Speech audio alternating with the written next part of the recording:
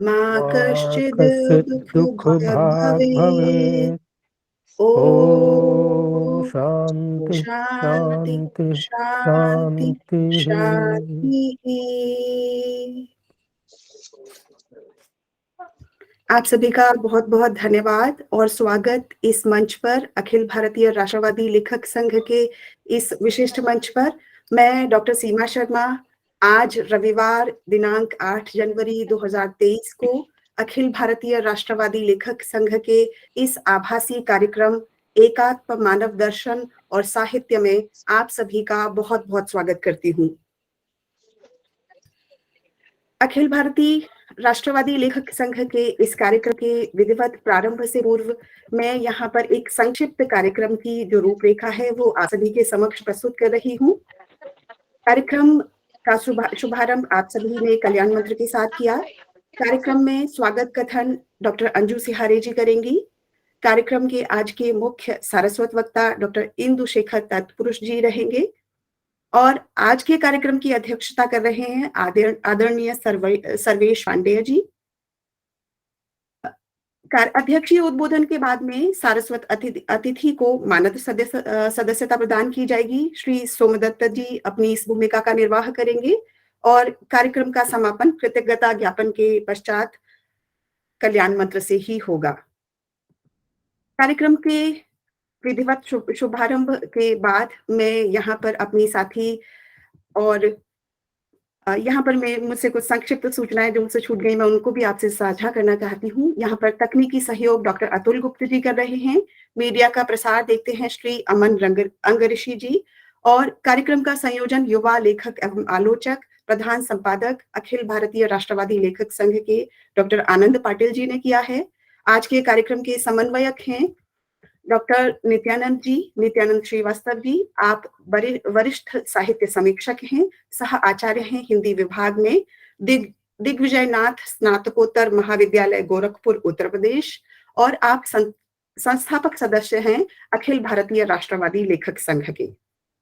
कार्यक्रम को आगे बढ़ाते हुए मैं स्वागत कथन हेतु आमंत्रित कर रही हूँ डॉक्टर अंजू सिहारे जी को।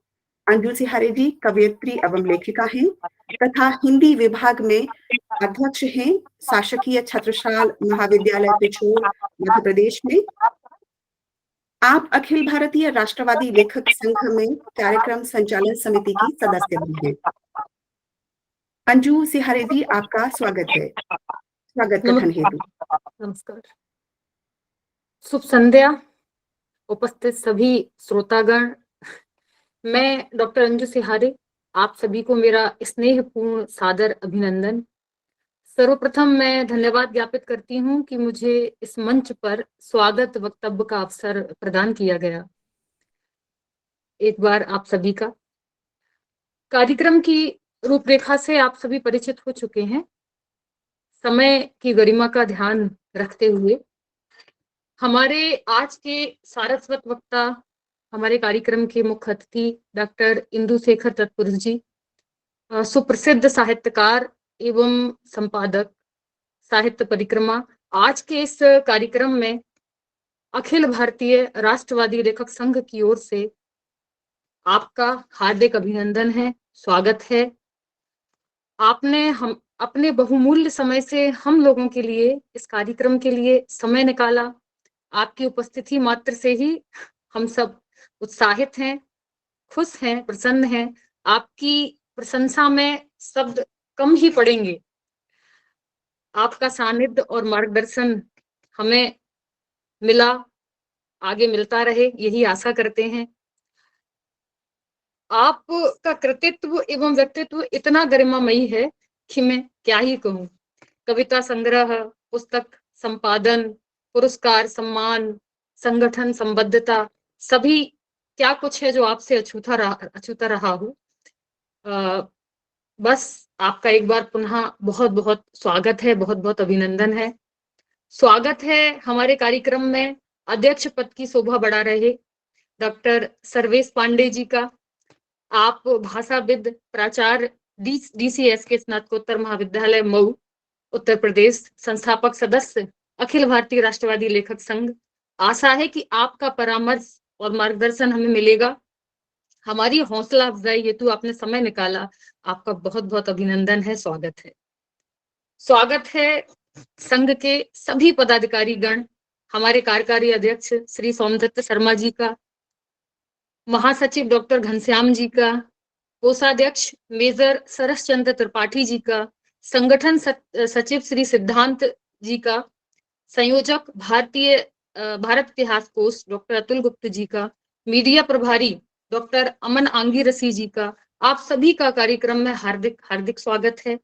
संयोजक डॉक्टर आनंद पाटिल भाई साहब जी का, संचालन कर रही डॉक्टर सीमा शर्मा जी का, आज के कार्यक्रम में जो कृतज्ञता ज्ञापन करेंगी प्रतिभा तिवारी जी का, एवं अन्य समस्त श्रोतागणों का भी हार्दिक स्वागत है, अभिनंदन है। कार्यक्रम समन्वयक डॉक्टर नित्यानंद श्रीवास्तव जी का स्वागत है, माफी चाहूंगी भैया जी।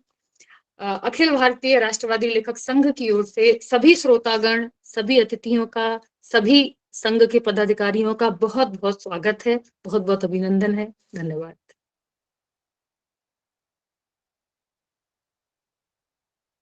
बहुत बहुत धन्यवाद अंजू जी।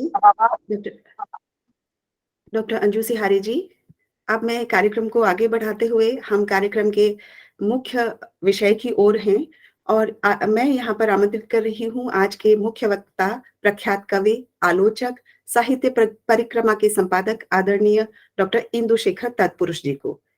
यहाँ पर मैं उनका संक्षिप्त परिचय भी देना चाहूंगी। एक विशद परिचय आपका है, किंतु कुछ संक्षिप्त परिचय मैं अपने दर्शकों की जानकारी के लिए यहाँ पर प्रस्तुत कर रही हूँ। डॉक्टर इंदुशेखर तत्पुरुष जी ने विविध विधाओं में अनेक तरह की रचनाएं की हैं, जिनमें कविता संग्रह खिली धूप बारिश में, एक और कविता संग्रह पीठ पर आंख, और महामनीषी दीनदयाल का आपने संपादन किया है। राष्ट्रबोध, संस्कृति और साहित्य जैसी महत्वपूर्ण कृति का भी आपने संपादन किया है। हिंदुत्व एक विमर्श 2022 में प्रकाशित आपकी पुस्तक है, जो निरंतर चर्चा में बनी हुई है। इसके अतिरिक्त आपने विभिन्न पत्र पत्रिकाओं का संपादन किया है, जिनमें से प्रमुख हैं मधुमती, जिसका संपादन आपने जून 2017 से दिसंबर 2019 तक किया है। साहित्य परिक्रमा नामक साहित्यिक महत्वपूर्ण पत्रिका, जिसका अप्रैल 2020 से आप निरंतर संपादन कर रहे हैं। इसके अतिरिक्त व्यास गुहा का आरोहण जैसी कृति का आपने अनुवाद किया है। दीनदयाल उपाध्याय के आर्थिक विचारों का संकलन अर्थायाम से आपने किया है। संगोष्ठी पुस्तिका जगतगुरु शंकराचार्य का भी आपने संपादन किया है। इसके अतिरिक्त डॉक्टर महेश चंद्र शर्मा द्वारा संपादित दीनदयाल उपाध्याय संपूर्ण वंगमय के खंड 9 में आपने लेखन सहयोग भी किया है। आपको बहुत सारे महत्वपूर्ण पुरस्कार एवं सम्मान भी प्राप्त हुए हैं, जिनमें से कुछ प्रमुख पुरस्कारों की यहाँ पर मैं चर्चा कर रही हूँ। पंडित भवानी प्रसाद मिश्र अखिल भारतीय कर्ता पुरस्कार मध्य प्रदेश साहित्य अकादमी द्वारा, कन्हैयालाल सेठिया सम्मान विकार मंच कोलकाता के द्वारा प्रदान किया गया। पंडित ब्रजलाल द्विवेदी साहित्यिक पत्रकारिता सम्मान आपको 2021 में प्राप्त हुआ। सुमनेश जोशी कविता पुरस्कार राजस्थान साहित्य अकादमी द्वारा आपको प्राप्त हुआ। इसके अतिरिक्त पंडित प्रताप नारायण मिश्र युवा साहित्यकार सम्मान यह सम्मान भी आपको प्राप्त हुआ है। इसके अतिरिक्त सहस्त्राब्दी हिंदी सेवी सम्मान नई दिल्ली से आपको मिला। चंद्रदेव शर्मा स्मृति पुरस्कार राजस्थान साहित्य अकादमी से आपको प्राप्त हुआ। साहित्य श्री सम्मान भारतेंदु समिति से आपको मिला। सम्मानों की एक बड़ी समृद्ध और बड़ी एक श्रृंखला है, जिसको संपूर्ण रूप से यहाँ परिचय देना मेरे लिए संभव नहीं है। और इसके अतिरिक्त आप बहुत सारे महत्वपूर्ण निजी एवं सरकारी संस्थाओं से जुड़े हैं, जिनसे आपकी संगठनात्मक संबद्धता है। इनमें से कुछ प्रमुख की चर्चा मैं यहाँ पर कर रही हूँ। आप राष्ट्रीय कार्यकारिणी के सदस्य हैं अखिल भारतीय साहित्य परिषद के। आप सदस्य हैं हिंदी सलाहकार समिति, तेल एवं प्राकृतिक गैस मंत्रालय, भारत सरकार नई दिल्ली के। आप सदस्य हैं एकात्म मानव दर्शन अनुसंधान एवं विकास प्रतिष्ठान नई दिल्ली के। तो इसके साथ ही आप सदस्य हैं भारतीय संस्कृति संसद कोलकाता के भी। आपका बहुत बहुत स्वागत है सर इस प्रमुख कार्यक्रम में, एकात्म मानव दर्शन और साहित्य। इस विषय पर आपके विचार हमारा मार्गदर्शन करेंगे और हमें वैचारिक रूप से कुछ समृद्ध बनाएंगे। आपका बहुत-बहुत स्वागत।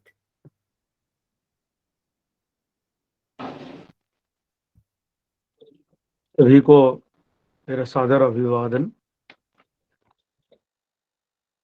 अखिल भारतीय राष्ट्रवादी लेखक संघ के द्वारा आयोजित यह एक बड़ी महत्वपूर्ण लेकिन मेरे लिए बड़ी चुनौती भरी परिचर्चा है।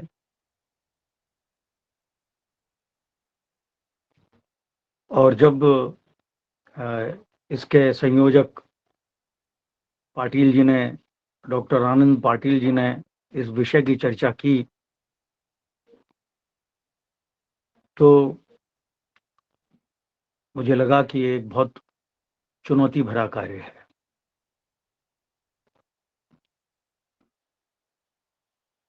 फिर जब उन्होंने बताया कि डॉक्टर सर्वेश पांडे जी इसकी अध्यक्षता करने वाले हैं और नित्यानंद जी श्रीवास्तव इसके समन्वयक हैं और उनके बारे में हमारे मित्रवर डॉक्टर सदानंद जी गुप्त ने चर्चा पहले से कर रखी थी, तो मुझे लगा कि वैचारिक गंभीरता कुछ और अधिक बढ़ जाती है। मेरी जो मेरे लिए एक चुनौती थी वह एक ज़्यादा बड़ी लग रही। चुनौती क्यों बड़ी लग रही है?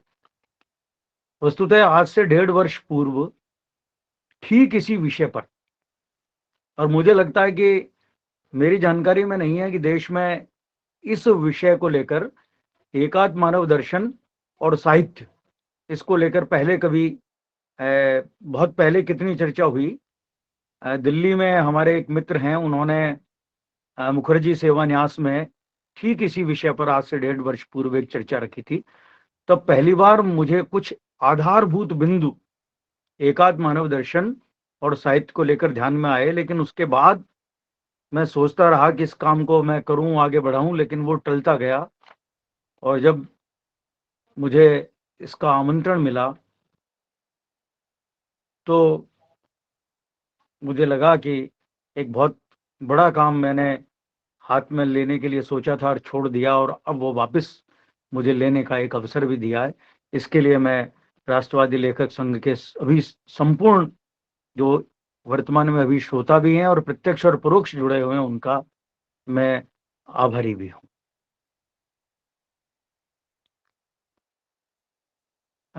दीनदयाल उपाध्याय ने जब एकात्म मानववाद की चर्चा की प्रारंभ में, तो उसकी थोड़ी पृष्ठभूमि हम देखें।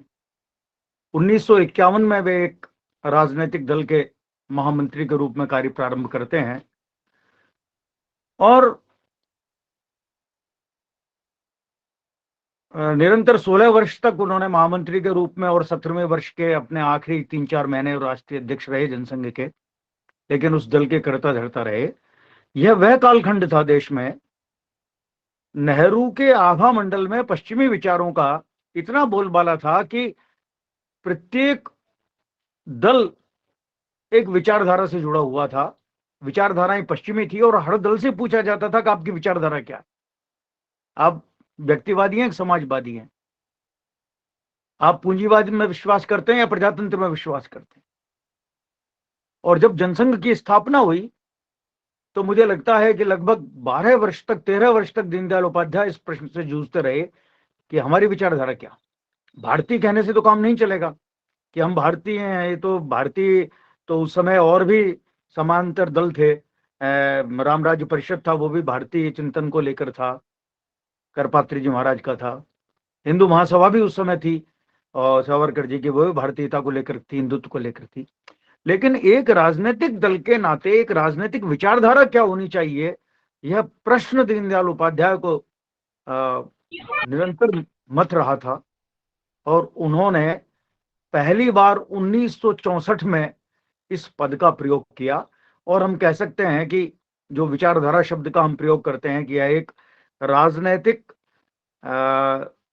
सिस्टम को, एक तंत्र को आधार प्रदान करने के लिए कोई वाद होता है, चाहे पूंजीवाद, साम्यवाद, समाजवाद, मानवतावाद, मानववाद, उसी तरह से एकात्म मानववाद ध्यान रहे, पहले एकात्म मानववाद शब्द का ही प्रयोग किया था और उन्होंने ये स्पष्ट किया भी था, दीनदयाल जी ने अनेक बार किया है इसको, कि चूंकि विश्व वर्तमान परिदृश्य में जिस भाषा में समझता है, वाद के रूप में समझता है, इसीलिए हम अपने चिंतन को वाद के रूप में कह रहे हैं।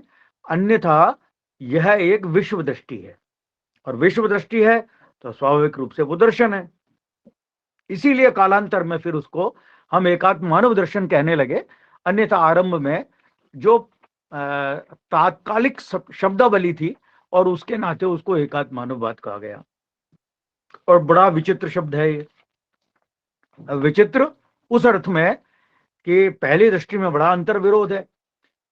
ये मानववाद है एकात्म विशेषण के साथ। अब आप इस शब्द की जड़ों को देखिए, इस शब्द की, कि मानववाद का अस्तित्व ही आत्मवाद के विरोध में खड़ा हुआ था। पश्चिम में जो मानववाद खड़ा हुआ था वह मनुष्य ही अंतिम निर्णायक है, मनुष्य का ही कर्तृत्व है, कोई पारलौकिक सत्ता नहीं है, कोई आध्यात्मिक या ईश्वरीय नियंत्रक नहीं है, मनुष्य स्वयं अपना नियंता प्रणेता है।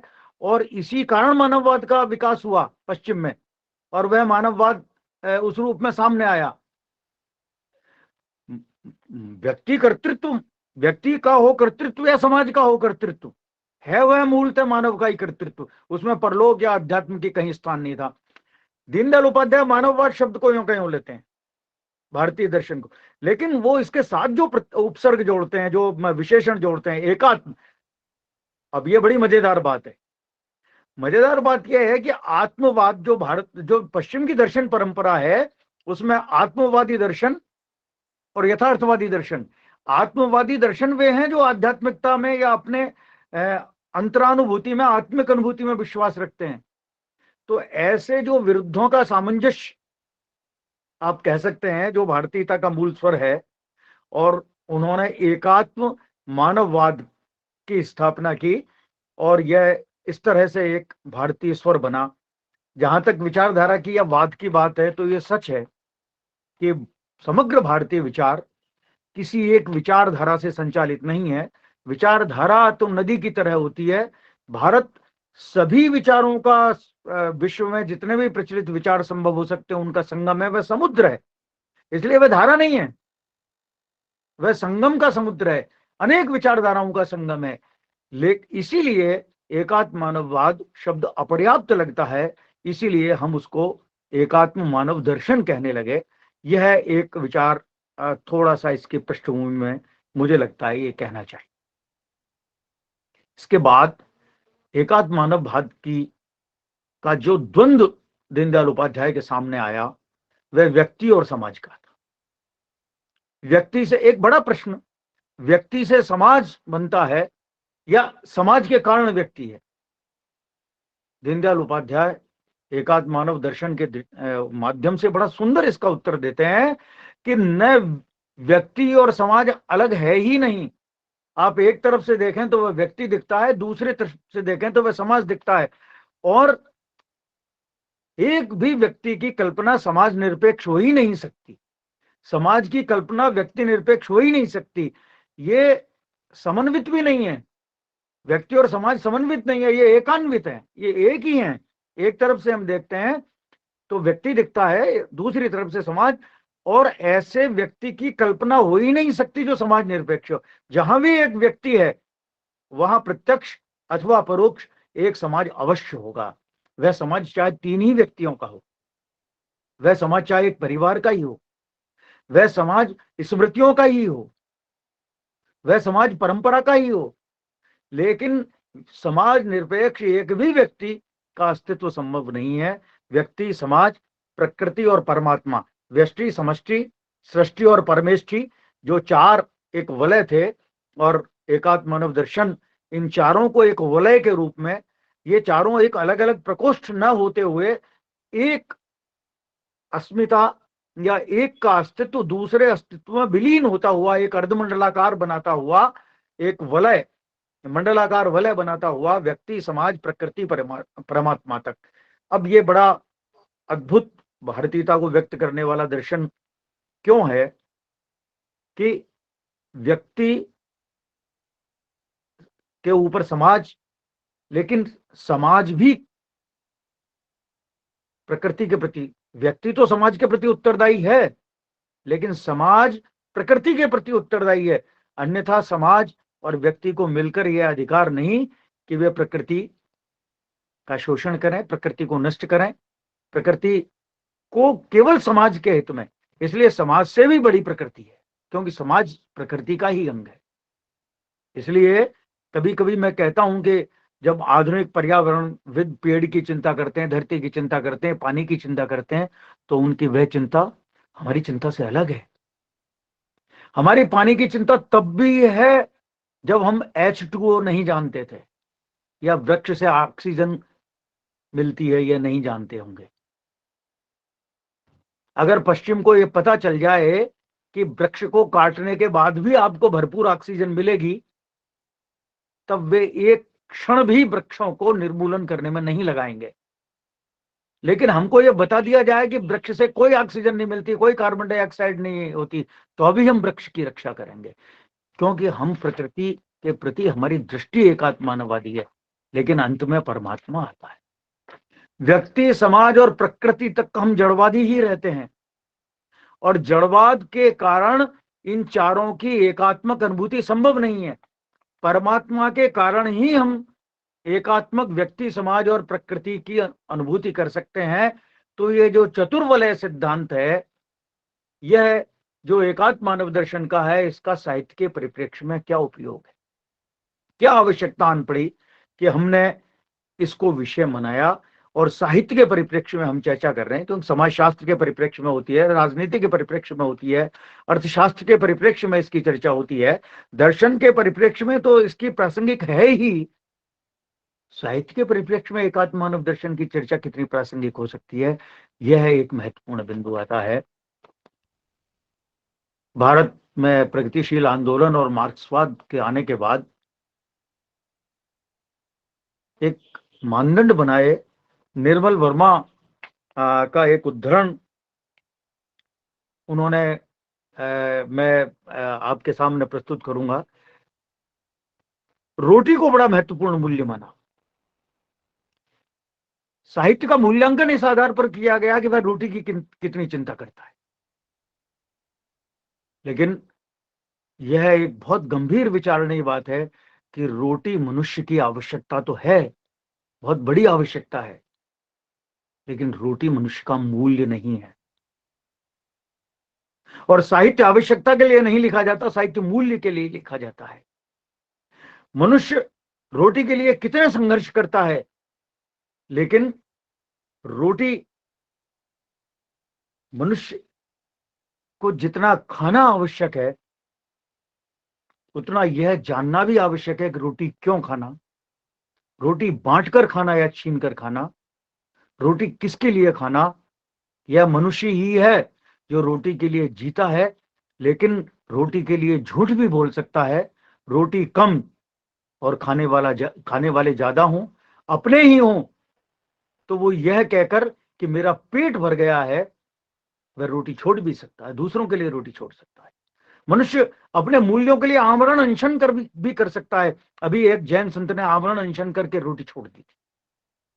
अब मूल्य रोटी है या वह है जिसके लिए रोटी छोड़ दी। वामपंथियों ने एक बड़ा भ्रम साहित्य में फैलाया कि साहित्य का मूल्यांकन रोटी के आधार पर होगा।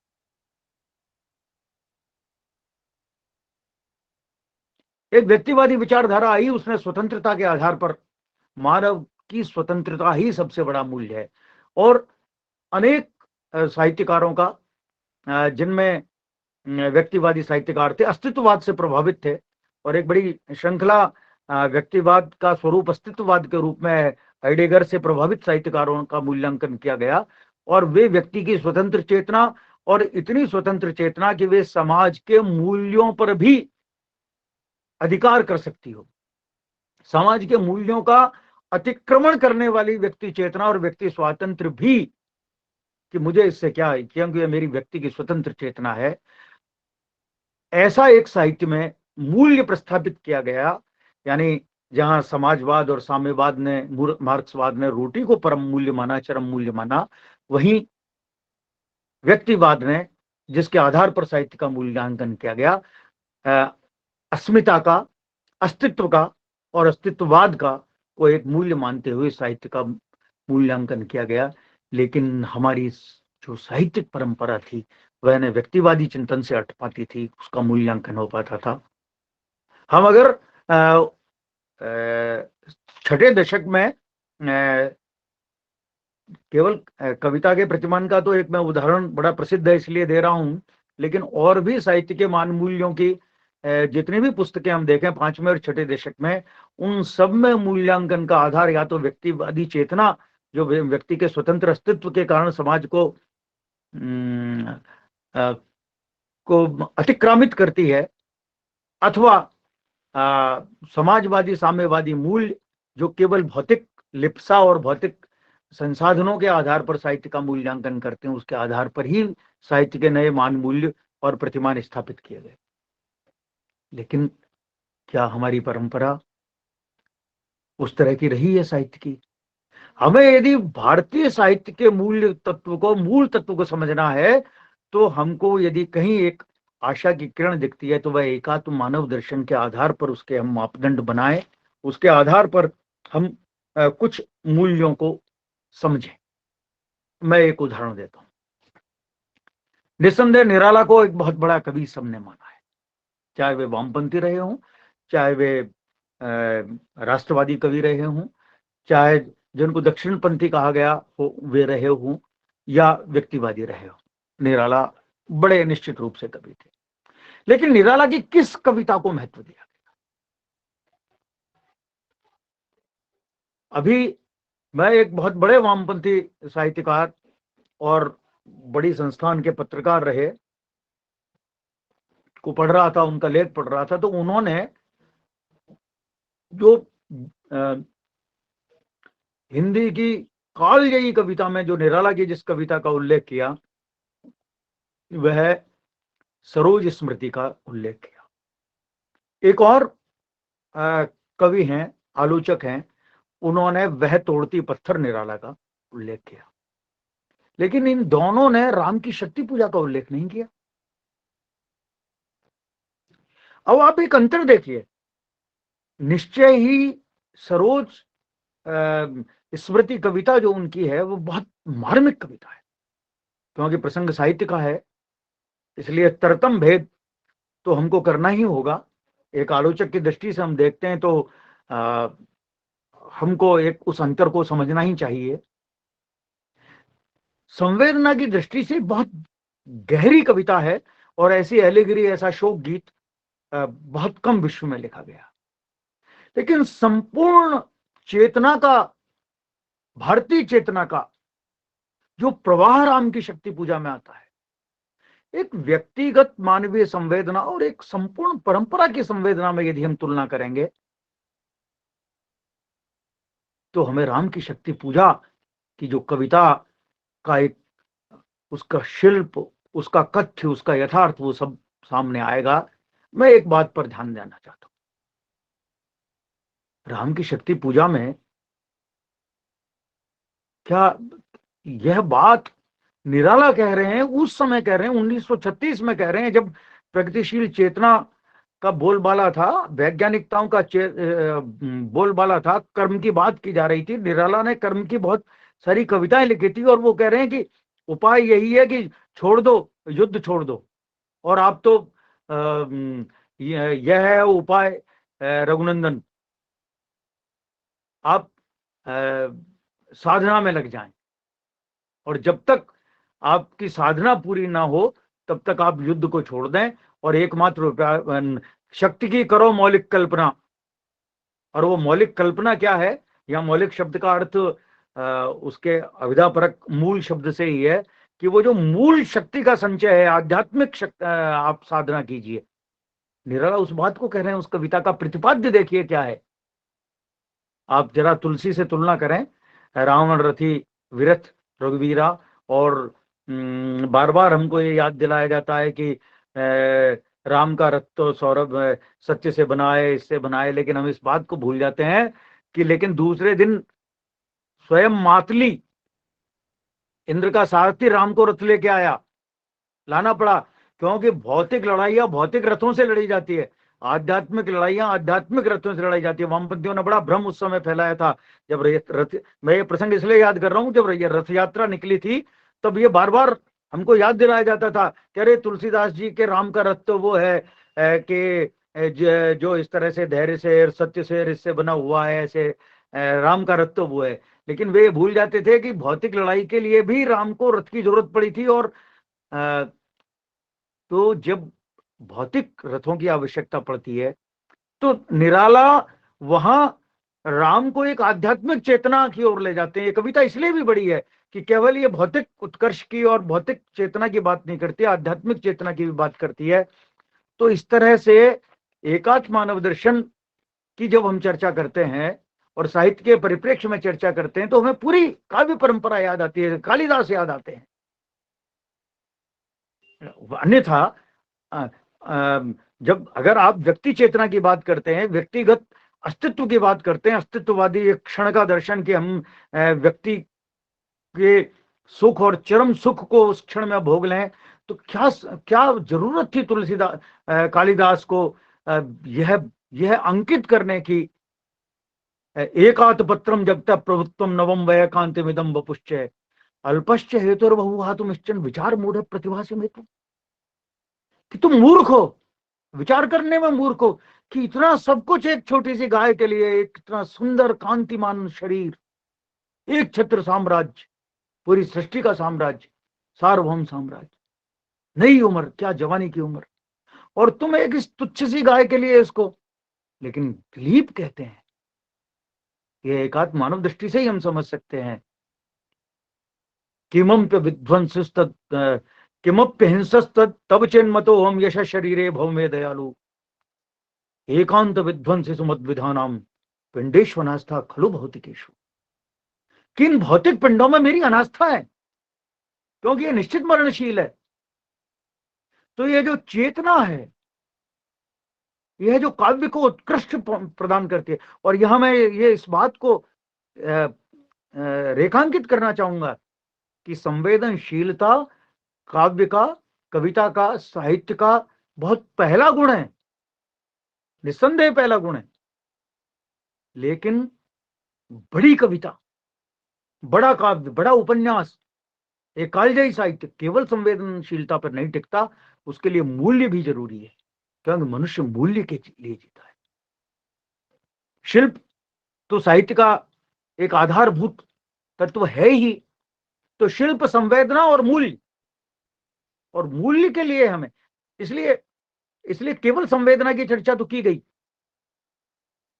और जब मूल्य की चिंता की गई, मूल्य की चर्चा की गई, तो वे मूल्य या तो साम्यवादी व्यवस्था के मूल्य थे या व्यक्तिवादी व्यवस्था के मूल्य थे, लेकिन वे एकात्म मानववादी व्यवस्था के मूल्य नहीं थे, जिसमें व्यक्ति की स्वतंत्र चेतना भी आवश्यक है, लेकिन वह सामाजिक जो मूल्य हैं उनका अतिक्रमण न करे।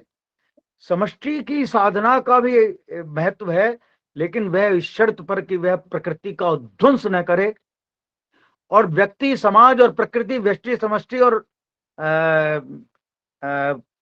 सृष्टि, इन तीनों के मूल्यों की भी, इन तीनों आयामों को भी साहित्य में महत्व मिलना चाहिए। लेकिन जो सबको एक सूत्र में जोड़ता है, एकात्मक भाव से जोड़ता है, उस परमात्मा की भी अवहेलना ना हो, यह एक संपूर्ण दृष्टि ही हमारे साहित्य को का मूल्यांकन करने का एक मापदंड बन सकती है, आधार बन सकती है। हमारे आलोचकों को, भारतीय दृष्टिकोण से जो विचार करने वाले साहित्यिक विचारकों को इन आधार पर कुछ मापदंड, कुछ मूल्य, कुछ पैमाने बनाने चाहिए, ऐसा मुझे लगता है। दीनदयाल उपाध्याय का एक बड़ा अच्छा दृष्टांत मुझे इस समय ध्यान आ रहा है। वे अपने एक भाषण में महाभारत की चर्चा करते हैं, और उनकी दृष्टि देखिए आप, वे प्रश्न रखते हैं कि कौरव और पांडवों में कौरव के भीष्म, पूरा जीवन उस व्यक्ति ने एक प्रतिज्ञा के पीछे अपार, उस समय उन जैसा धुरंधर धनुर्धर योद्धा पूरे उस कालखंड में नहीं था, अपराजेय। उस व्यक्ति ने एक प्रतिज्ञा के कारण अपना पूरा जीवन उसके पीछे लगा दिया। कौरव युद्ध जीत सकते थे, लेकिन उनकी प्रतिज्ञा थी और वे बृहन्नला के सामने युद्ध उन्होंने नहीं किया।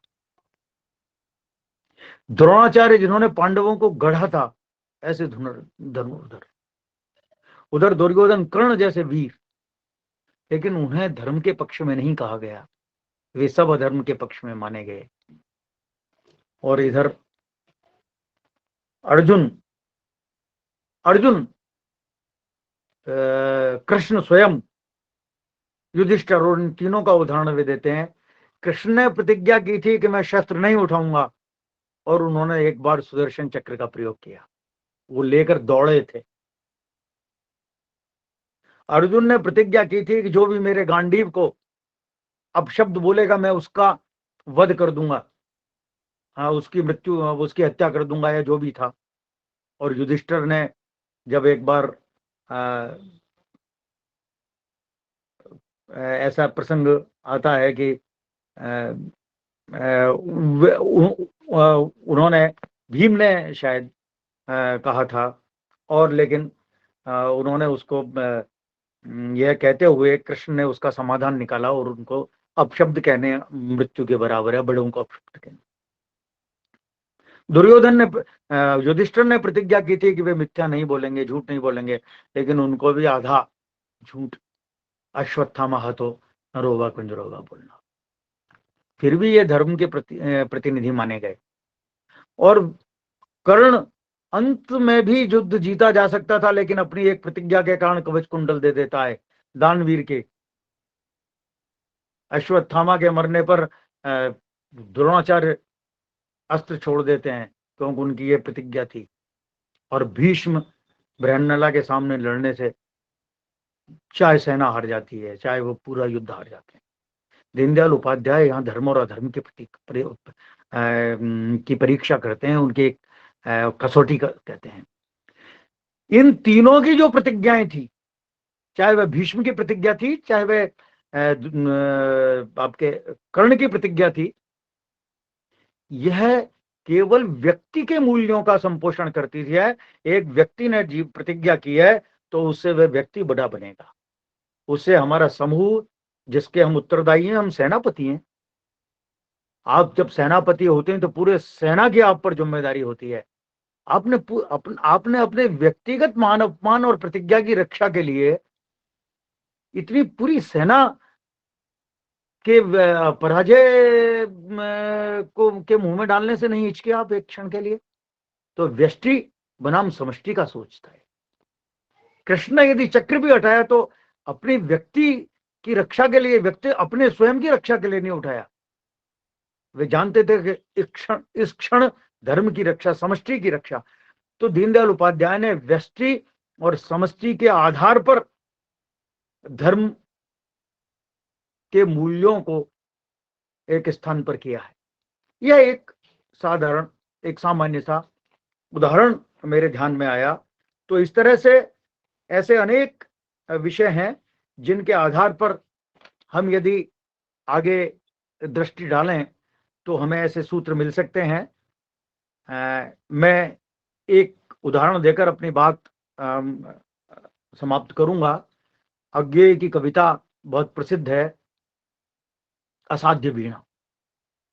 और यदि एकात्म मानव दर्शन की दृष्टि से हम उस कविता का मूल्यांकन करें, अथवा जयशंकर प्रसाद की कामायनी, ये दो अगर एक काव्य के रूप में कामायनी और अज्ञेय की कविता, तो यद्यपि उसका विश्लेषण और व्याख्या तो यहाँ विषयांतर होगा, लेकिन ये दो विद्वान साहित्यकारों के लिए यह एक प्रस्तावना भर है मेरी कि उस पर यदि हम अध्ययन करें तो एकात्म मानव दर्शन के सूत्र के आधार पर साहित्य का मूल्यांकन किस तरह किया जाना चाहिए या किया जा सकता है, ऐसी संभावना वहां मिल सकती है। और अंत में यह कहकर मैं अपनी बात समाप्त करूंगा कि हमारे यह कहने का आशय यह नहीं है कि एकात्म मानव दर्शन के आधार पर साहित्यकार साहित्य की रचना करे, यह कदापि नहीं है। ऐसी भूल हम कभी नहीं करेंगे जैसी मार्क्सवादियों ने करके और बहुत कचरा और विचारधारा के आधार पर एक रेडीमेड बनाया हुआ साहित्य रचा गया। क्योंकि जब कालिदास ने या तुलसीदास ने या अज्ञे ने या निराला ने या प्रसाद ने साहित्य लिखा तब उनके सामने कोई एकात्म मानव दर्शन की धारणा नहीं थी, समग्र भारतीय चिंतन था। हम केवल हमारे एकात्म मानव दर्शन को साहित्य के आधार पर हम परखें और साहित्य को उसके आधार पर परखें, यह एक प्रस्थान बिंदु हमारा हो सकता है। और मुझे लगता है कि मेरा दिया हुआ समय पूर्ण हुआ। मैं अपनी बात को यहाँ विराम देता हूँ। धन्यवाद। बहुत बहुत आभार आपका आदरणीय। आपने एक सुविचारित व्याख्यान हमारे समक्ष प्रस्तुत किया जिसमें व्यष्टि, समष्टि, सृष्टि और परमेष्टि तक का जो एक तत्व ज्ञान एक तरह से है जो आपने हम तक प्रेषित करने का प्रयत्न किया, और कैसे साहित्य और एकात्म मानव दर्शन, एक दर्शन विशिष्ट रूप से एकात्म मानव है, वो कैसे साहित्य में जुड़कर कैसे समाज उपयोगी बन सकता है, कैसे साहित्यकार उस दर्शन विशेष से प्रेरणा ले सकता है। किंतु आपने यह भी स्पष्ट रूप से कहा कि यह कि कोई बांधता नहीं है, आपको किसी एक दृष्टि विशेष से नहीं मानता वो, बल्कि मुझे लगता है कि और एक बड़ा विस्तार आपकी सोच को, समझ को देता है, जिसमें आप और निरंतर भारतीय दृष्टि से अपने साहित्य का सृजन कर सकते हैं। ये आपकी दृष्टि हम तक पहुंची और मुझे लगता है कि हम सभी इससे अवश्य ही लाभान्वित हुए हैं। आपका बहुत बहुत आभार मैं यहाँ पर करती हूँ, और आपको सुनने का अवसर मिला और यह अवसर मुझे डॉक्टर आनंद जी ने दिया। मैं अपने को यहाँ भाग्यशाली समझ रही हूँ कि आपका यह व्याख्यान मुझे सुनने मिला। एकात्म मानव दर्शन को मैंने थोड़ा पढ़ा है, लेकिन साहित्य और एकात्म मानव दर्शन को दोनों को एक समन्वय कैसे हो सकता है, वो आज के व्याख्यान से मैं आपके कुछ मुझे एक दृष्टि मिली है। आपका पुनः आभार। हम कार्यक्रम के मध्य में अब हैं और यहाँ पर मैं आदरणीय डॉक्टर सर्वेश पांडे जी से निवेदन करूंगी अध्यक्षीय अभिभाषण के लिए। उससे पूर्व मैं उनका भी एक संक्षिप्त परिचय यहाँ प्रस्तुत करना चाहती हूँ। डॉक्टर सर्वेश पांडे जी भाषाविद हैं और वर्तमान में आचार्य एवं प्रोफेसर के पद पर, प्राचार्य एवं प्रोफेसर के पद पर कार्यरत हैं DCS के PG कॉलेज मऊनाथ, मऊ, उत्तर प्रदेश में। आपने दिल्ली विश्वविद्यालय से MA किया है और MPhil भी वहीं से किया है। MPhil का जो लघु शोध प्रबंध है आपका हिंदी की स्वर्णिम व्यवस्था पर किया है। इसके साथ ही आपने PhD हिंदी विभाग से दिल्ली विश्वविद्यालय से मानक हिंदी का संरचनात्मक विश्लेषण विषय पर की है। आपने UGC का JRF फेलोशिप भी प्राप्त किया था 1994 में। अब तक 22 वर्ष से अधिक आप स्नातक और स्नातकोत्तर कक्षाओं का अध्यापन का अनुभव आपके पास है। आपको कई पुरस्कार और सम्मान भी प्राप्त हुए हैं, जिनमें प्रमुख हैं महावीर प्रसाद द्विवेदी सम्मान हिंदुस्तानी अकेडमी प्रयागराज से।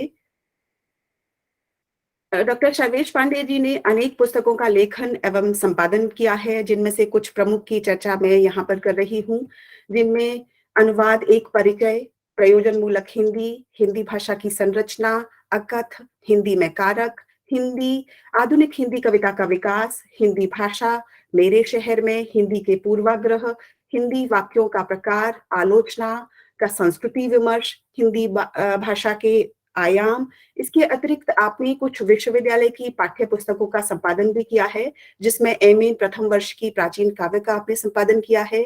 BA प्रथम वर्ष की आपने कहानी सुधा एवं प्राचीन काव्य का भी संपादन आपने किया है। इसके अतिरिक्त आपने कई अन्य पुस्तकों के भी संपादन किए हैं, जिनमें made by India professor Bhagwati Prasad Sharma के व्याख्यानों का संपादन है। पंडित दीनदयाल उपाध्याय प्रजातंत्र और ग्रामीण भारत, जिसको प्रोफेसर अशोक मोडक के इसमें स्मारक व्याख्यानों का संपादन आपने किया है। आपने हिंदी भाषा में पदक्रम पर गवेषणा पत्रिका का मार्च 2013 में संपादन किया था। हिंदी में कारकीय व्यवस्था चक्रवाक पत्रिका का आपने संपादन किया। पारिभाषिक शब्दावली नागरी प्रचारिणी का पत्रिका का आपने जून 2007 में संपादन किया। इसके अतिरिक्त अन्य भी कई महत्वपूर्ण पत्र पत्रिकाओं का आप निरंतर संपादन कर रहे हैं, जिनमें हिंदी की शब्द संपदा, प्रयोजन मूलक हिंदी, आलोचना का संस्कृति पक्ष, साहित्य की चुनौतियां, पाठालोचन और भारतीय पद्धति और गीता रहस्य, एकात्म मानववाद, एक विमर्श, राष्ट्र निर्माता अंबेडकर, डॉक्टर अंबेडकर, आचार्य रामचंद्र शुक्ल का भाषा चिंतन, यह आपने भारत साहित्य भारती उत्तर प्रदेश हिंदी संस्थान लखनऊ की पत्रिका का संपादन किया।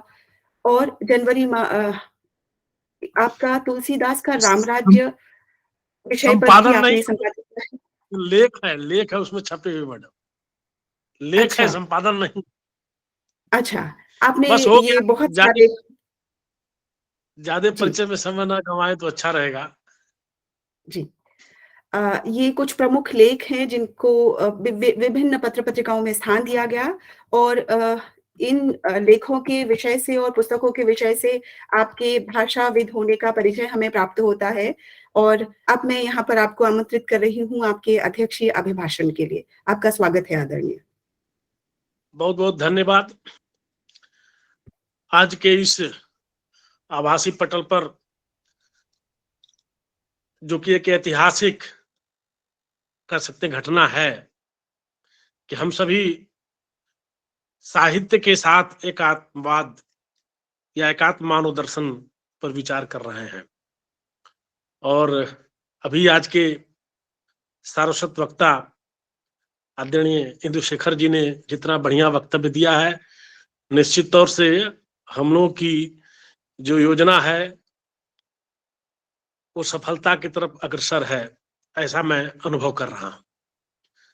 हमारे इस आभासी पटल पर हमारे अध्यक्ष आदरणीय सोमदत्त जी, घनश्याम जी, आनंद जी, नित्यानंद जी, तमाम मित्र बंधु, अतुल जी, सिद्धार्थ जी सब जुड़े हुए हैं।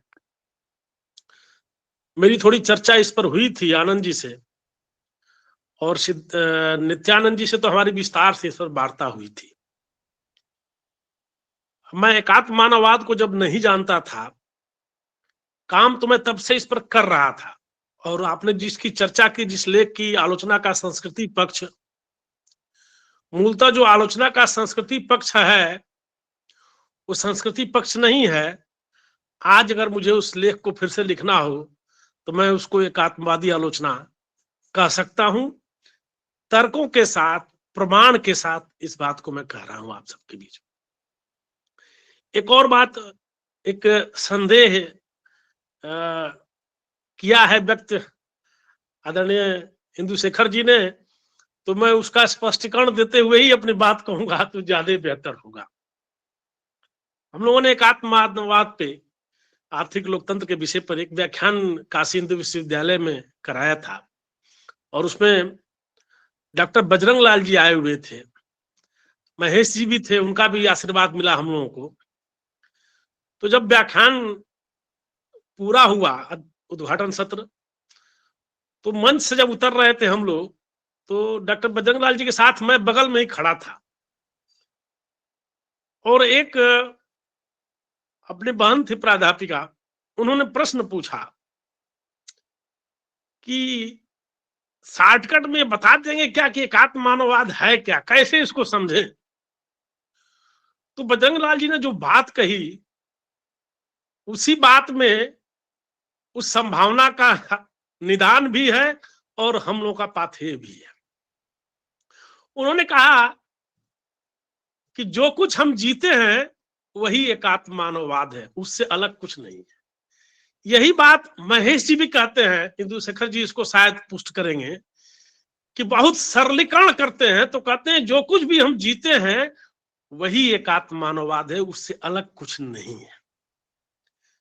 तो जो हम जीते हैं अगर वही एकात्म मानववाद है, तो साहित्य में एकात्म मानववाद लाने के लिए कोई प्रयास करने की जरूरत भी नहीं है। संकट क्या है? साहित्य के साथ एकात्म मानववादी दर्शन या एकात्म मानववादी दृष्टिकोण लाने की जरूरत क्यों पड़ी? क्योंकि हमारी भी चिंता वही है जो आजादी के आसपास, या मैं कहूं आजादी के बाद 1968 का जो व्याख्यान है 1965 का 25 अप्रैल, उसका जो आखिरी अंश है, आखिरी पैराग्राफ है, उसको मैं पढ़ूंगा तो समझ में आएगा कि जो दीनदयाल की चिंता कैसे हमारी चिंता है। दीनदयाल जी का जो वो आखिरी भाषण का पैराग्राफ है वो मैं पढ़ दे रहा हूं। थोड़ा आप लोग बोर जरूर होंगे लेकिन विषय थोड़ा खुलेगा इससे। वो लिखते हैं, बोलते हैं कि विश्व के दर्शन और आज तक की अपनी संपूर्ण परंपरा के आधार पर हम ऐसे भारत का निर्माण करेंगे जो हमारे पूर्वजों के भारत से अधिक गौरवशाली होगा, जिसमें जन्मा मानव अपने व्यक्तित्व का विकास करता हुआ संपूर्ण मानवता ही नहीं अपितु सृष्टि के साथ एकात्मता का साक्षात्कार कर, बहुत महत्वपूर्ण शब्दावली आने जा रही है, नर से नारायण बनने में समर्थ हो सकेगा। ये शब्द बड़े छोटे हैं लेकिन इनके अर्थ की गहराई बहुत है। व्यक्ति को नर से नारायण बनने की ओर कह रहे समर्थ हो सकेगा, यह हमारी संस्कृति का शाश्वत दैवी और प्रभामान रूप है। और जो पैराग्राफ, जिस वाक्य के लिए मैं पूरा पैराग्राफ पढ़ रहा था, जो हमारी चिंता है आज साहित्य को लेकर के, चौराहे पर खड़े विश्व मानव के लिए यही हमारा दिग्दर्शन है। आज पूरा साहित्य जगत चौराहे पर खड़ा है। कैसे चौराहे पर खड़ा है? हमने खंड खंड में सोचने का विचार किया, हमने मनुष्य को शरीर बनाने की कोशिश की। अभी इंदुशेखर जी बहुत बढ़िया कह रहे थे वो कि आत्मा और मानववाद के मामले में मानव को ले आकर के और उन्होंने व्यक्ति को खड़ा करने की कोशिश की, और व्यक्ति को भी, व्यक्ति के मन बुद्धि आत्मा को छोड़कर सिर्फ शरीर को उन्होंने घोषित करने की कोशिश की। जो मानववाद था, अंतरराष्ट्रीय मानववाद जो कह लीजिए आप, उसमें सिर्फ मनुष्य का शरीर था। ये शरीर के दृष्टिकोण से पूरे साहित्य को देखने की जो पश्चिम की दृष्टि आई, वो नाम चाहे जो भी हो, नाम से भेद है, काम सबका एक ही है। और दीनदयाल जी ने इस पूरी, ये कुल 62 पेज की पुस्तक है मेरे पास जो उपलब्ध है, ये 4 व्याख्यान है। इस 4 व्याख्यान को तो मैं मानता हूं कि थोड़ा सा हम लोग साहित्यिक हैं तो शब्द का इस्तेमाल करें, फिगरेटिव यूज करें, तो 4 वेद जैसे है ये। इन 4 व्याख्यान को पढ़ लेंगे तो हमारी दृष्टि और साफ हो जाएगी, और जो चुनौतियां हमारे सामने आ रही हैं उन चुनौतियों से हम टकरा सकेंगे। हमें इस पर सोचने के लिए इसलिए जरूरत पड़ रही है कि हम साहित्य को जो देखने का हमारा एकांगी दृष्टिकोण है, उसका इस गति से बिखरा हो गया है कि आज साहित्य के नाम पर जिसकी चिंता इंदुशेखर जी कर रहे थे, सिर्फ नारे रह गए हैं। भौतिकतावादी जो पूरी की पूरी सोच थी, आज मैं अगर कहूं तो इसमें अतिशयोक्ति नहीं होगी कि साहित्य को देखने की एक ही दृष्टिकोण रह गया, भौतिकतावादी है। चाहे मार्क्सवाद के नाम से ले लीजिए, चाहे अस्तित्ववाद के नाम से ले लीजिए, चाहे व्यक्तिवाद के नाम से ले लीजिए। ये जो दृष्टियां हैं सबकी सबका आधार भौतिकतावादी है, और जो भारतीय चिंतन परंपरा है उसका आधार आध्यात्मिक है, उसका भौतिक आधार नहीं है।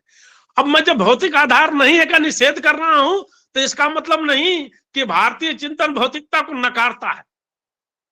इसका मतलब सिर्फ इतना ही हुआ कि सिर्फ भौतिकता के आधार पर चीजों को देखना उचित नहीं है, जिसकी चर्चा इंदुशेखर जी ने की कि अभी एक संत भोजन का त्याग कर दिए थे और त्याग करके उन्होंने प्राण त्याग किया। ये सोच भौतिकता के आधार पर आ ही नहीं सकती। भौतिकता हमारे जीवन में महत्वपूर्ण है, इसलिए हमने अर्थ को महत्व दिया है अपने जीवन में। लेकिन दीनदयाल जी बहुत बढ़िया बताते हैं कि ये जो पुरुषार्थ हैं, इस पुरुषार्थ की आधार है धर्म, और मोक्ष जो है उसका उत्कर्ष है। धर्म और मोक्ष के बीच एक सैंडविच की कल्पना होती है, और इन दोनों से नियंत्रित अर्थ और काम का हम स्वरूप स्वीकार करते हैं। तो मुझे लगता है कि थोड़ी सी बात और क्लियर होगी। अब मैं थोड़ा सा जो मैंने काम किया, जो मेरी सोच आई थी, उस पर थोड़ी चर्चा करूंगा तो शायद विषय और खुल करके आएगा। मैं कुछ दीनदयाल जी को ही कोट करूंगा तो और बातें खुलेंगी। मैं जब इस एकांगी दृष्टिकोण से बहुत व्यथित महसूस करता था, संजोग से मुझे एंथ्रोपोलॉजी पढ़ने का अवसर मिला और उस एंथ्रोपोलॉजी के पढ़ते हुए मुझे एक दृष्टि बड़ी साफ दिखाई दी, जिसके वो लोग कहते थे होलिस्टिक अप्रोच। वो सोशियोलॉजी से अपने आप को डिफर ही इस आधार पर करते थे कि यह एक समग्रतावादी दृष्टिकोण है। मैंने जो आलोचना का संस्कृति पक्ष है वो और कुछ नहीं है।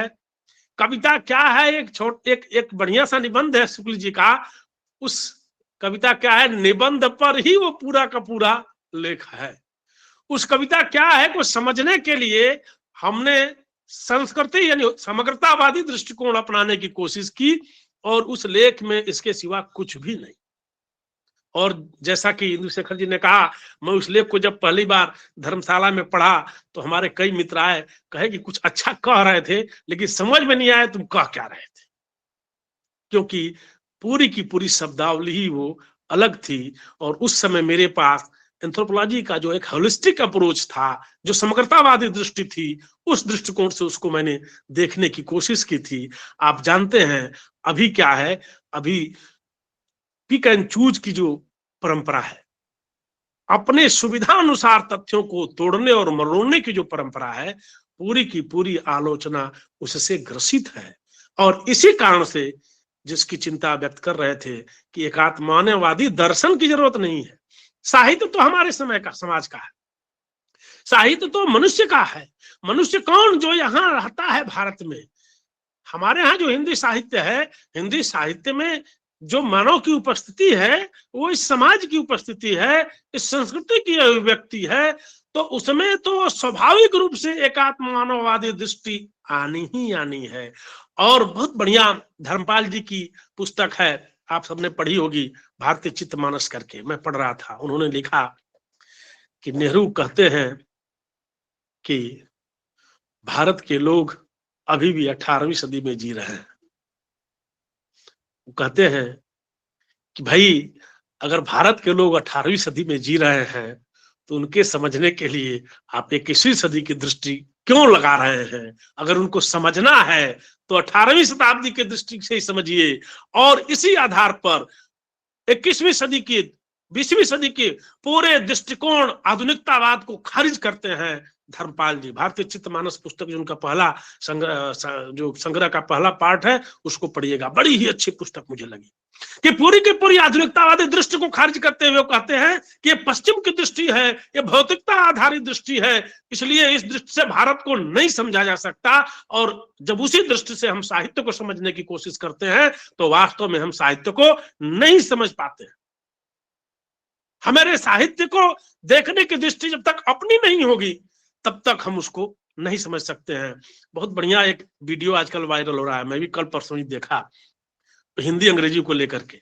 और एक महिला है वो पूछती है कि अब तो मामा को क्या कहते हैं, चाचा को क्या कहते हैं, ताऊ को क्या कहते हैं, फूफा को क्या कहते हैं अंग्रेजी में। वो बोलता है, कहता है एक ही शब्द से तुम कैसे सबको व्याख्यायित कर सकते हो। यानी अगर ताऊ को, फूफा को, मामा को, चाचा को समझना है तो हमारी जो दृष्टि है जब तक वो भारतीय दृष्टि नहीं होगी तब तक उन संबंधों को हम नहीं समझ सकते हैं। पश्चिम की दृष्टि से वो अंकल की जो दृष्टि है, जो भौतिकतावादी आधार पर दृष्टि है, उसे समझेंगे तो हम समझ नहीं पाएंगे। जब हम ऐसा कह रहे हैं तो ऐसा नहीं कि हम बाहर का पूरा निषेध कर रहे हैं। इसके लिए दीनदयाल जी ने पूरा का पूरा, मैं तो कहता हूं कई बार कि एक कैप्सूल दिया हुआ पूरा सूत्र है। वो पूरी दुनिया को स्वीकार करने की बात कहते हैं। वो कहते हैं कि जहां तक शाश्वत सिद्धांतों या अस्थायी सत्यों का संबंध है, ये मेरी भाषा नहीं है, ये दीनदयाल जी के भाषण की भाषा। जहां तक शाश्वत सिद्धांतों तथा अस्थायी सत्यों का संबंध है, हम संपूर्ण मानव के ज्ञान और उपलब्धियों का संकलित विचार करें। तो कहते हैं कि इनमें से, इन तत्वों में से जो हमारा है उसे युगानुकूल और जो बाहर का है उसे देशानुकूल ढालकर हम आगे चलने का विचार करें। एक दृष्टि, किसी का निषेध नहीं, बाहर का निषेध नहीं है, क्यों? क्योंकि जीवन अंदर बाहर का मामला नहीं है, ये तो समग्रता दृष्टि, समग्रतावादी दृष्टिकोण है। जब बाहर की हवा आएगी तो कुछ न कुछ वातावरण में प्रभाव डालेगी, उसको हम इनकार कर देंगे तो हम समझ नहीं पाएंगे। लेकिन कैसे उसको स्वीकार करें?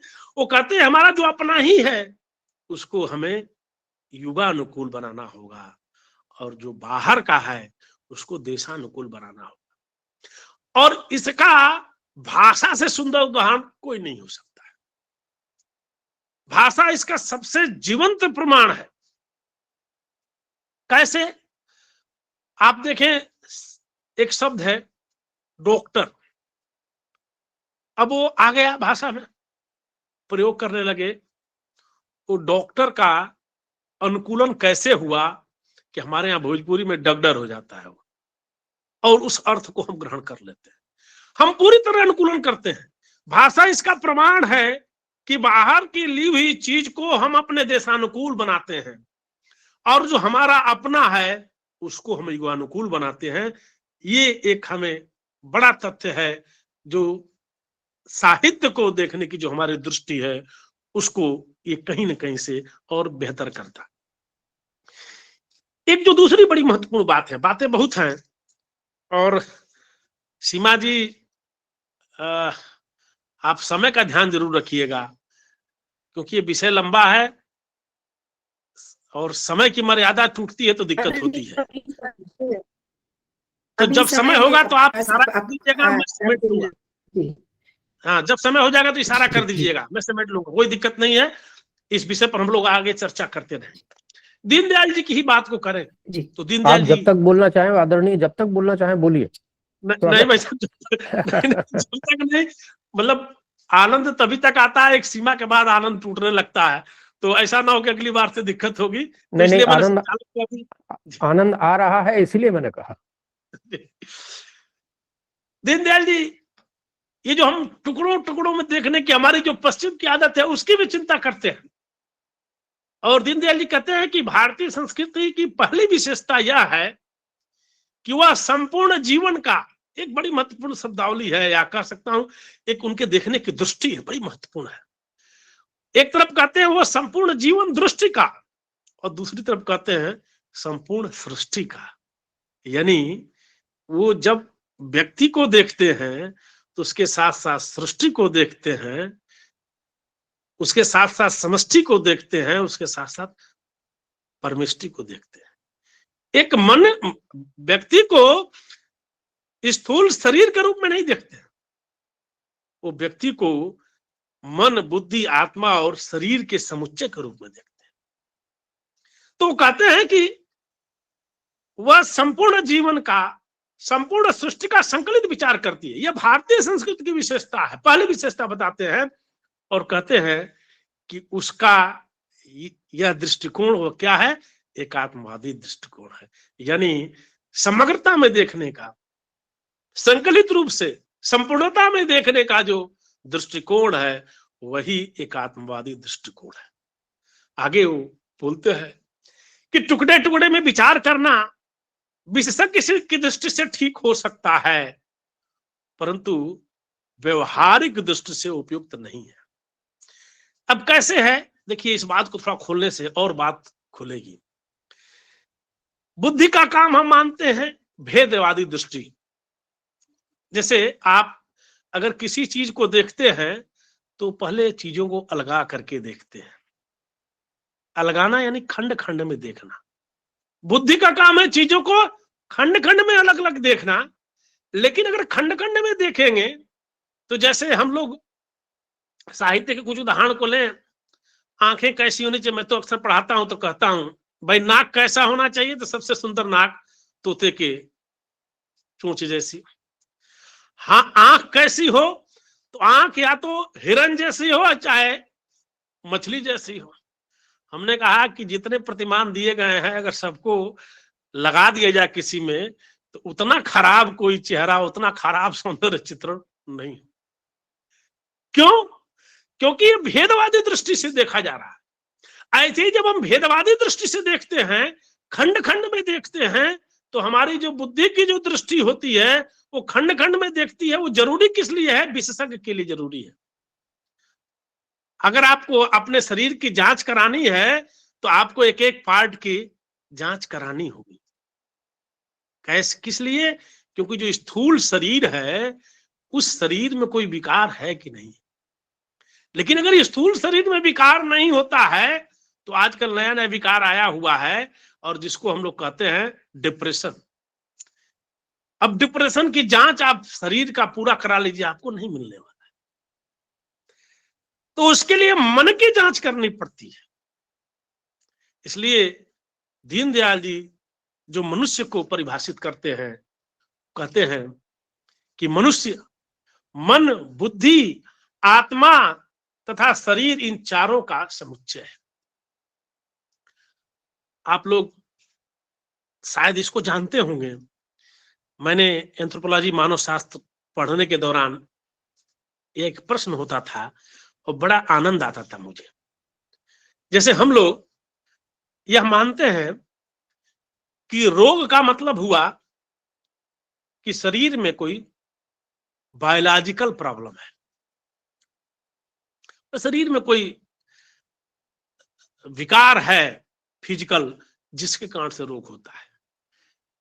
एंथ्रोपोलॉजी या मानव शास्त्री कहता है कि नहीं, रोग एक सांस्कृतिक पहलू है। और इसके लिए उदाहरण दिया। उड़ीसा में भी कुछ लोग ऐसे, एक समूह कुछ समुदाय ऐसे हैं जहां अगर पेट में फीता कृमि न पाया जाए तो उनका पाचन ठीक से नहीं होता है। और पेट में फीता कृमि का पाया जाना बायोलॉजिकली एक डिजीज है, एक रोग है, एक विकार है। इसी तरह सूडान के कुछ क्षेत्रों का उसमें उल्लेख आया था कि वहां ठंड लग करके बुखार लग आना एडॉप्टेशन है और हमारे यहाँ वो मलेरिया का लक्षण है। आप अब जो डिप्रेशन की बीमारी आई है, अब आजकल जो तमाम तरह की साइकोलॉजिकल बीमारियां आई हैं, इसमें फिर हम अनुभव कर रहे हैं कि फिजिकली ठीक होना शरीर के लिए ठीक नहीं है। WHO का आ भी गया इस पर, कोई उनकी भी व्याख्या है कि सिर्फ शरीर का ठीक होना ठीक नहीं है, बल्कि उसका मन, मस्तिष्क, उसका समाज, सब कुछ अगर स्वस्थ नहीं है तो उस व्यक्ति को स्वस्थ हम नहीं मान सकते। तो ये जो एकात्मवादी दृष्टिकोण है, जो समग्रता में देखने का दृष्टिकोण है, यह हमारा विस्तार करता है कि हम एकांगीय दृष्टि से न देखें। और उसी बात को आगे कहते हैं दीनदयाल जी कि पश्चिम की समस्या का मुख्य कारण यह है कि जीवन के संबंध में उन्होंने खंडशः विचार किया और उनको फिर सबको थेगली लगाकर जोड़ने का काम किया। यानी अलग अलग विचार किया, सबको जोड़ दिया और जोड़ करके सोच रहे एक हो जाएगा, तो एक नहीं होगा। वही संकट कहीं ना कहीं से साहित्य में लेकर के मामला खड़ा होता है। एक और बात बड़ी महत्वपूर्ण है जो जिसको दीनदयाल जी उठाते हैं और मैं उसको साहित्य से जोड़ने की बात करूंगा। हम मानते भी हैं कि जो संस्कृति है उसका एक बड़ा हिस्सा साहित्य है। संस्कृति का बड़ा हिस्सा कह सकते हैं, संस्कृति का व्यक्त का एक महत्वपूर्ण माध्यम साहित्य है। दीनदयाल जी कहते हैं, स्वराज की बातें को लेकर के उठाते हैं कि स्वराज को का संस्कृत से घनिष्ठ संबंध है। वो कहते हैं कि संस्कृति का विचार न रहा तो स्वराज्य की लड़ाई स्वार्थी और पद लोलुप लोगों की राजनीतिक लड़ाई मात्र बनकर रह जाएगी। एक एक शब्द का ध्यान रखें आप। संस्कृति का यदि विचार न रहा तो स्वराज की लड़ाई स्वार्थी और पदलोलुप लोगों की राजनीतिक लड़ाई मात्र बनकर रह जाएगी।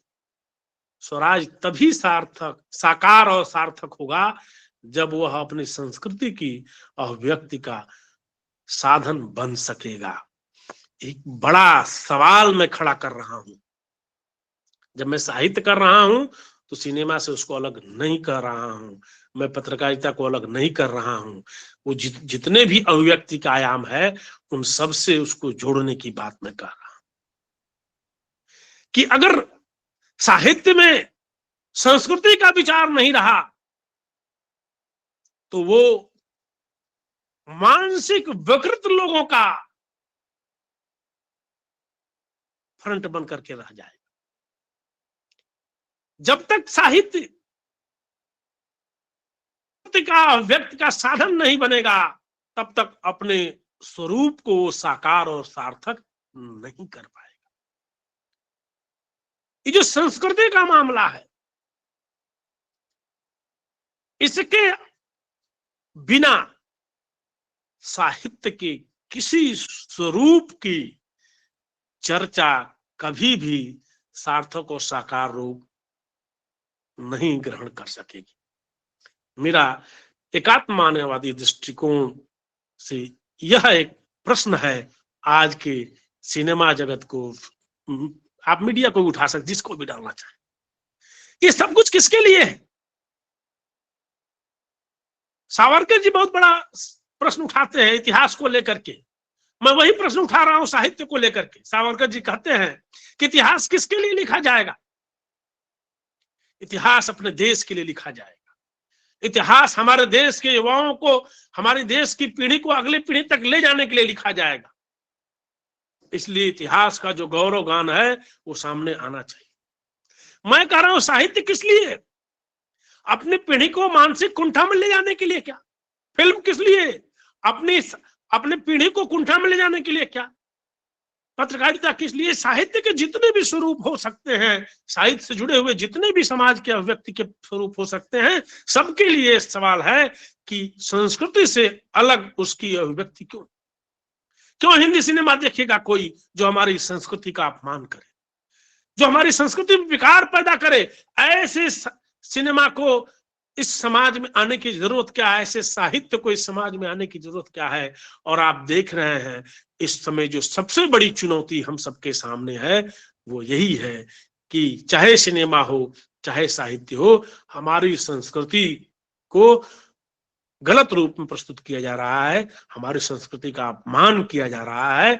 ऐसे में एकात्मवादी दर्शन जो है वो अधिक महत्वपूर्ण हो जाता है, अधिक प्रासंगिक हो जाता है। और मैं कहता हूं कि आज की डेट में हमको इस दृष्टिकोण से विचार करना अनिवार्य है। हम संस्कृति विहीन साहित्य की बात नहीं कर सकते। हम जब आलोचनात्मक दृष्टिकोण से भी देखें, जब हम अवलोकन करें साहित्य का, तो हमारे मन मस्तिष्क में संस्कृति का हिस्सा होना जरूरी है, क्योंकि संस्कृति के अभाव में स्वार्थी लोगों की, परलोलुप लोगों की, विकृत लोगों की अभिव्यक्ति का माध्यम बन जाएगा और हमारी आने वाली पीढ़ी को वह स्वार्थी, बदलोलुप, विकृत बना देगा। ये मेरी अपनी धारणा बन रही है कि साहित्य पर विचार करते हुए हमें संस्कृति को नहीं छोड़ना चाहिए। एक और पहलू बड़ा महत्वपूर्ण है, संस्कृति को लेकर के उठाते हैं, उसको मैं इसलिए उठा रहा हूं कि साहित्य में हम लोग वर्तमान की जो चिंता है वो मनुष्यों की चिंता है, सिर्फ मनुष्य की चिंता है। और जो जीवन की चिंता है, अगर मानव जीवन की चिंता करेंगे आप, सिर्फ मनुष्य से जुड़ा हुआ मामला नहीं, मनुष्य के साथ, व्यष्टि के साथ समष्टि यानी समाज जो जरूरी है ही, समाज के साथ प्रकृति का भी होना जरूरी है। और जब हम इस दृष्टिकोण से हम विषय को उठाते हैं तो व्यष्टि से समष्टि का सवाल खड़ा होता है। दीनदयाल जी बड़ी महत्वपूर्ण बात उठाते हैं। संस्कृति को लेकर के भी व्याख्या देने की कोशिश की गई। संस्कृति क्या है भैया? तो एक लाइन में बता दिया गया, संस्कृति मानव निर्मित भाग है, यानी संस्कृति को प्रकृति के विपरीत खड़ा कर दिया गया। जबकि संस्कृति क्या है? संस्कृति प्रकृति की सहगामिनी है, प्रकृति के साथ ही संस्कृति का विकास होता है। जब एक और बड़ी बढ़िया बात हिंदू शेखर जी ने उठाई कि जब वो मनुष्य की बात करते हैं तो शरीर की बात करते हैं, स्थूल भौतिकतावाद की बात करते हैं।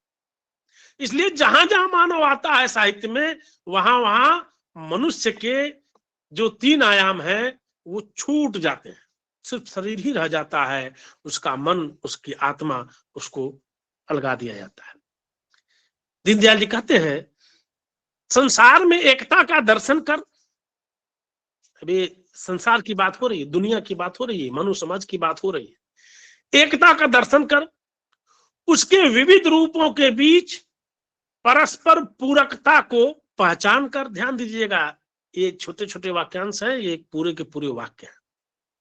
संसार में एकता का दर्शन करके, विभिन्न रूपों के बीच परस्पर पूरकता की पहचान करके, उनमें परस्पर अनुकूलता का विकास करना है। बड़ी महत्वपूर्ण बात है।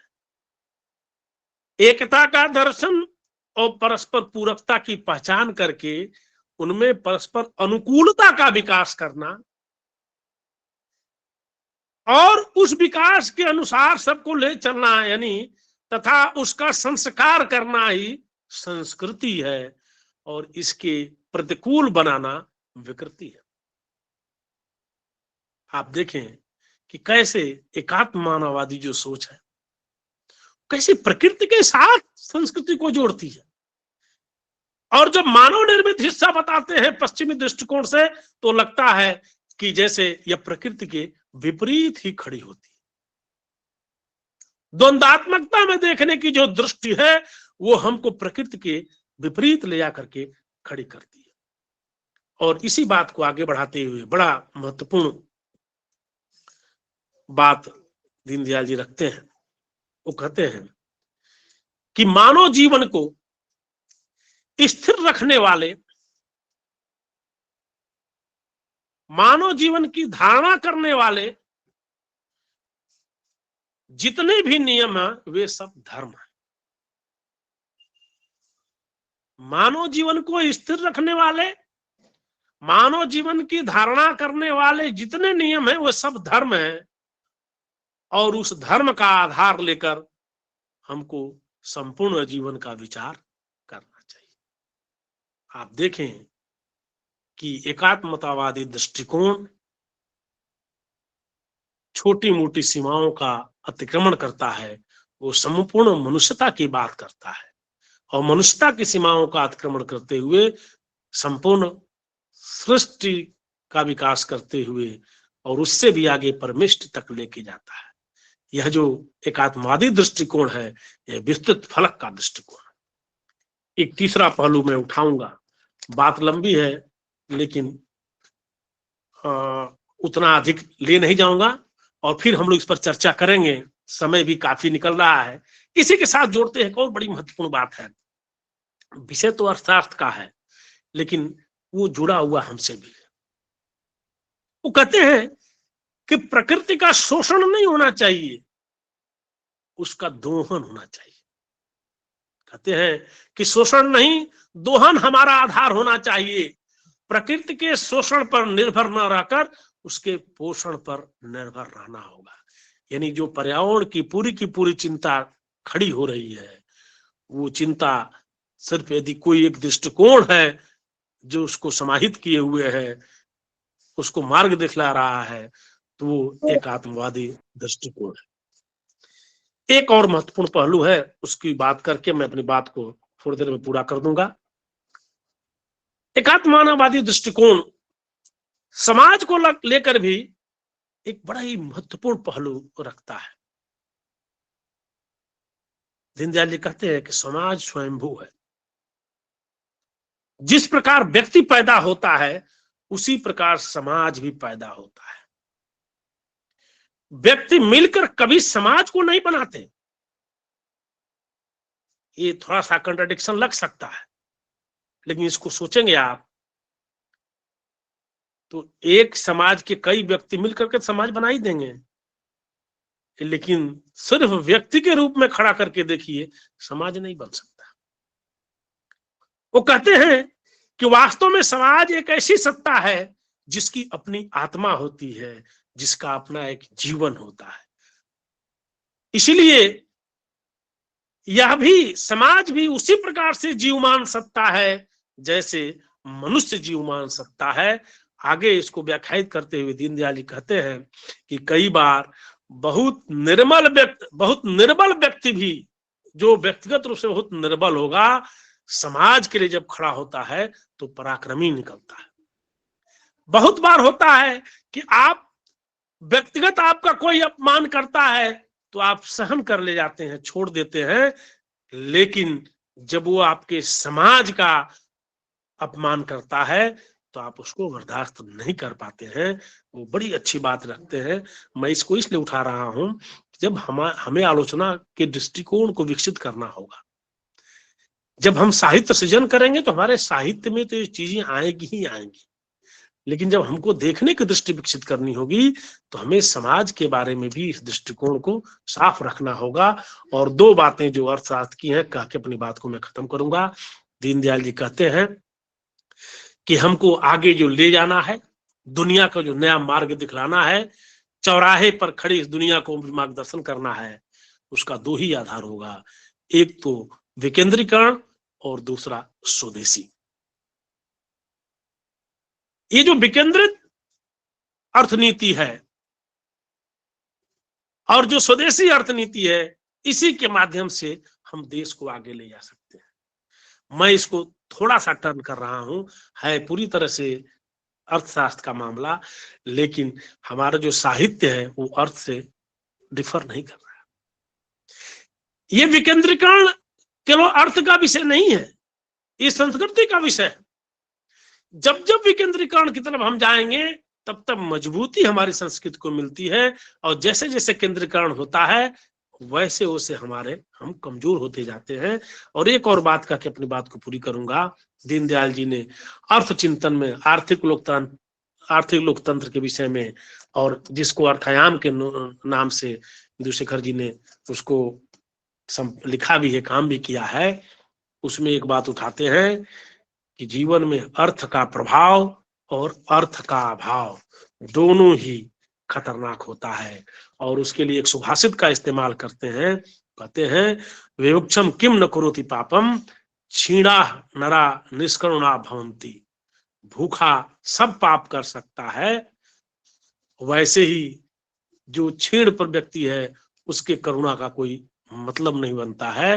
वो जो ताकतवर है उसकी करुणा का निराला, उन्होंने दिनकर जी ने कहा है, क्षमा शोभती उस भुजंग को जिसमें भरा गरल हो।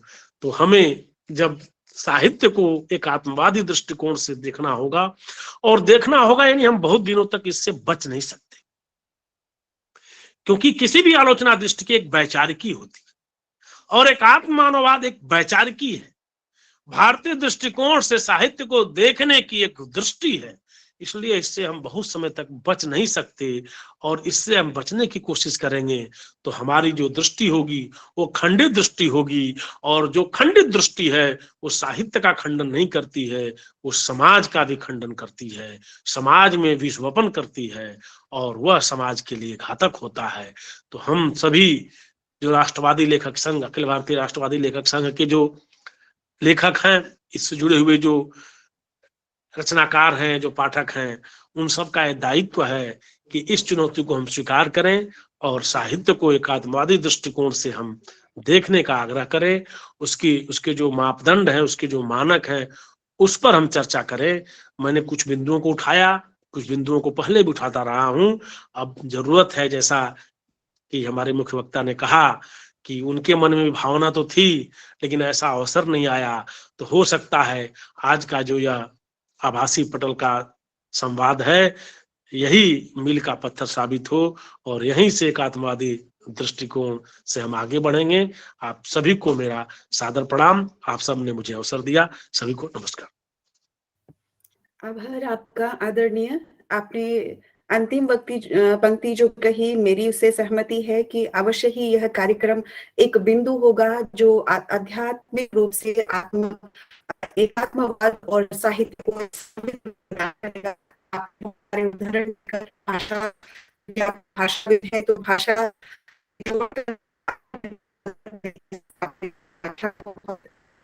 समृद्धि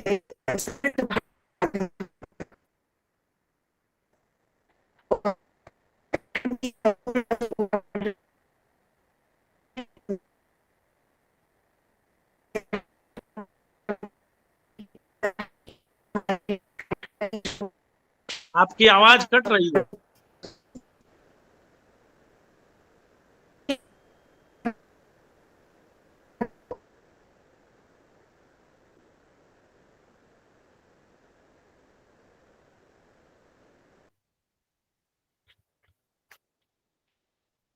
मेरी आवाज आप लोगों तक आ रही है? अब ठीक है, अब ठीक है। जी, मैंने अब आ रही वीडियो है किया मैम, अब आ रही है। जी, कुछ नेटवर्क की समस्या है जिसके कारण से मेरी आवाज आप लोगों तक ठीक से नहीं पहुंच पा रही थी। अब हम कार्यक्रम के अंत में हैं और मैं निवेदन कर रही हूँ डॉक्टर श्री सोमदत्त शर्मा जी से। आप कार्यकारी अध्यक्ष हैं अखिल भारतीय राष्ट्रवादी लेखक संघ के। परंपरा के अनुरूप आप आज के सारस्वत वक्ता आदरणीय डॉक्टर इंदु शेखर जी को मानद सदस्यता प्रदान कर इस क्रम को बनाए रखें। मैं आपसे निवेदन करती हूँ श्री सोमदत्त शर्मा जी। धन्यवाद सीमा जी। आज के कार्यक्रम के अध्यक्ष माननीय डॉक्टर सर्वेश पांडे जी और आज के मुख्य वक्ता डॉक्टर इंदु जी। निश्चित रूप से आज का जो कार्यक्रम है, आज का जो व्याख्यान हुआ, उसने एक नई दिशा की तरफ अखिल भारतीय राष्ट्रवादी लेखक संघ को बढ़ाया है। हम लोग जब शुरू में चर्चा करते थे कि हमारी विचारधारा क्या होगी, हम किस दिशा में बढ़ना चाहते हैं, किस तरह से हम साहित्य रचना चाहते हैं, उसकी आलोचना के मानदंड हम कैसे डेवलप करना चाहते हैं, तो उस समय हमारे सामने सिर्फ एक ही मानक था और वो था कि इस समय वर्तमान में जितनी भी विचारधाराएं हैं उनमें भारत में सबसे ज्यादा प्रभावी विचारधारा इस समय वामपंथी विचारधारा है। और उस विचारधारा को अगर आपने काउंटर करना है तो हमारे पास निश्चित रूप से उनसे बड़े शब्द हमारे पास होने चाहिए। हम लोगों ने तय किया कि एक शब्द लोक है और दूसरा शब्द चिति है। इन दो चीजों को लेकर के हम आगे बढ़ेंगे। आज मुझे लगता है कि चूंकि इसमें अभी दार्शनिकता का आधार नहीं था, आज के व्याख्यानों से उसमें एक दार्शनिकता का पुट भी मिला है। उससे आलोचना के मानदंड तय करने में भी हम लोगों को मदद मिलेगी, साहित्य की परख में भी हमको मदद मिलेगी और एक लाइन खींचने में हमको मदद मिलेगी जिसमें हम पूरी की पूरी श्रृंखला को रेखांकित कर सकते हैं, आधुनिक साहित्य से लेकर आधुनिक साहित्य की। तो एक बहुत महत्वपूर्ण आज का कार्यक्रम है। मैं आप सब लोगों को बहुत बहुत आभार अगर व्यक्त करूं तो मुझे लगता है आभार शब्द छोटा होगा। इंदु शेखर जी और सर्वेश जी, बहुत महत्वपूर्ण व्याख्यान आज का है। ये व्याख्यान यूट्यूब वगैरह पर भी अवेलेबल होगा, सब लोग बाद में भी इसको सुन सकेंगे। मेरे मन में जो एक विचार इस समय तुरंत जो निकल करके आया, ये दोनों मनीषी हमारे साथ हैं आज, हम क्यों ना एक इस तरीके की कोई प्लानिंग कर सकते हैं कि आलोचना की कोई ऐसी पुस्तक सामने हम लाए जिसमें एकात्म मानववादी दर्शन सिद्धांत पक्ष होगा और उसमें कुछ जैसे निर्मल वर्मा का उदाहरण आपने दिया या आपके भारत वासुदेव शरण अग्रवाल का है या आचार्य प्रसाद द्विवेदी जी का है या रामचंद्र शुक्ल जी का है, इस तरीके के पूरी की पूरी एक श्रृंखला हम अपने मानदंडों के आधार पर उनकी आलोचना हम प्रस्तुत कर सके। अगर ऐसा हो सकेगा तो निश्चित रूप से वो एक मील का पत्थर साबित होगा और ये काम बहुत कठिन नहीं है। जब आपके जैसे लोग हमारे साथ हैं तो फिर कोई कठिन चीज ऐसी नहीं। दूसरी, मैं अक्सर एक बात कहता हूं कि अपने बीच में जो लोग लिख रहे हैं उन लिखने वालों पर भी हमको ध्यान देने की जरूरत है। आज की तारीख में जो लोग आलोचना के क्षेत्र में काम कर रहे हैं या जो लोग रचना के क्षेत्र में काम कर रहे हैं, रचनाकारों को जरूरत इस बात की है कि वो विचार को समझें और आलोचकों की जिम्मेदारी ये है कि वो जो लिखा जा रहा है उसको अपने विचार की दृष्टि से उसका विश्लेषण करें। उससे लेखकों को भी एक रचना दृष्टि मिलेगी और हम जो वातावरण बदलना चाहते हैं वो वातावरण बदलने में हमको बहुत बड़ी मदद मिलेगी। अभी हमारी जो पूरा का पूरा एक जो जो जो परिदृश्य दिखाई देता है, साहित्यिक परिदृश्य, वो बिखरा बिखरा सा है और हमारी कोशिश ये है कि वो ज्यादा बिखरा हुआ न दिखे तो धीरे धीरे उन सबके बीच में एक समन्वय स्थापित हो विचार की दृष्टि से, और एक नए वातावरण का, नई आलोचना दृष्टि का, नए साहित्य सृजन का एक रास्ता तय हो, ये हम लोगों का एक प्रस्ताव है। और मुझे लगता है कि आप दोनों महानुभाव इसकी अगुवाई कर सकते हैं। और इंदुशेखर जी और डॉक्टर सर्वेश जी, इंदुशेखर जी दिखाई नहीं दे रहे, कहाँ गए? इंदुशेखर जी हैं कि चले गए? नहीं, है दिखाई दे रहे हैं जी।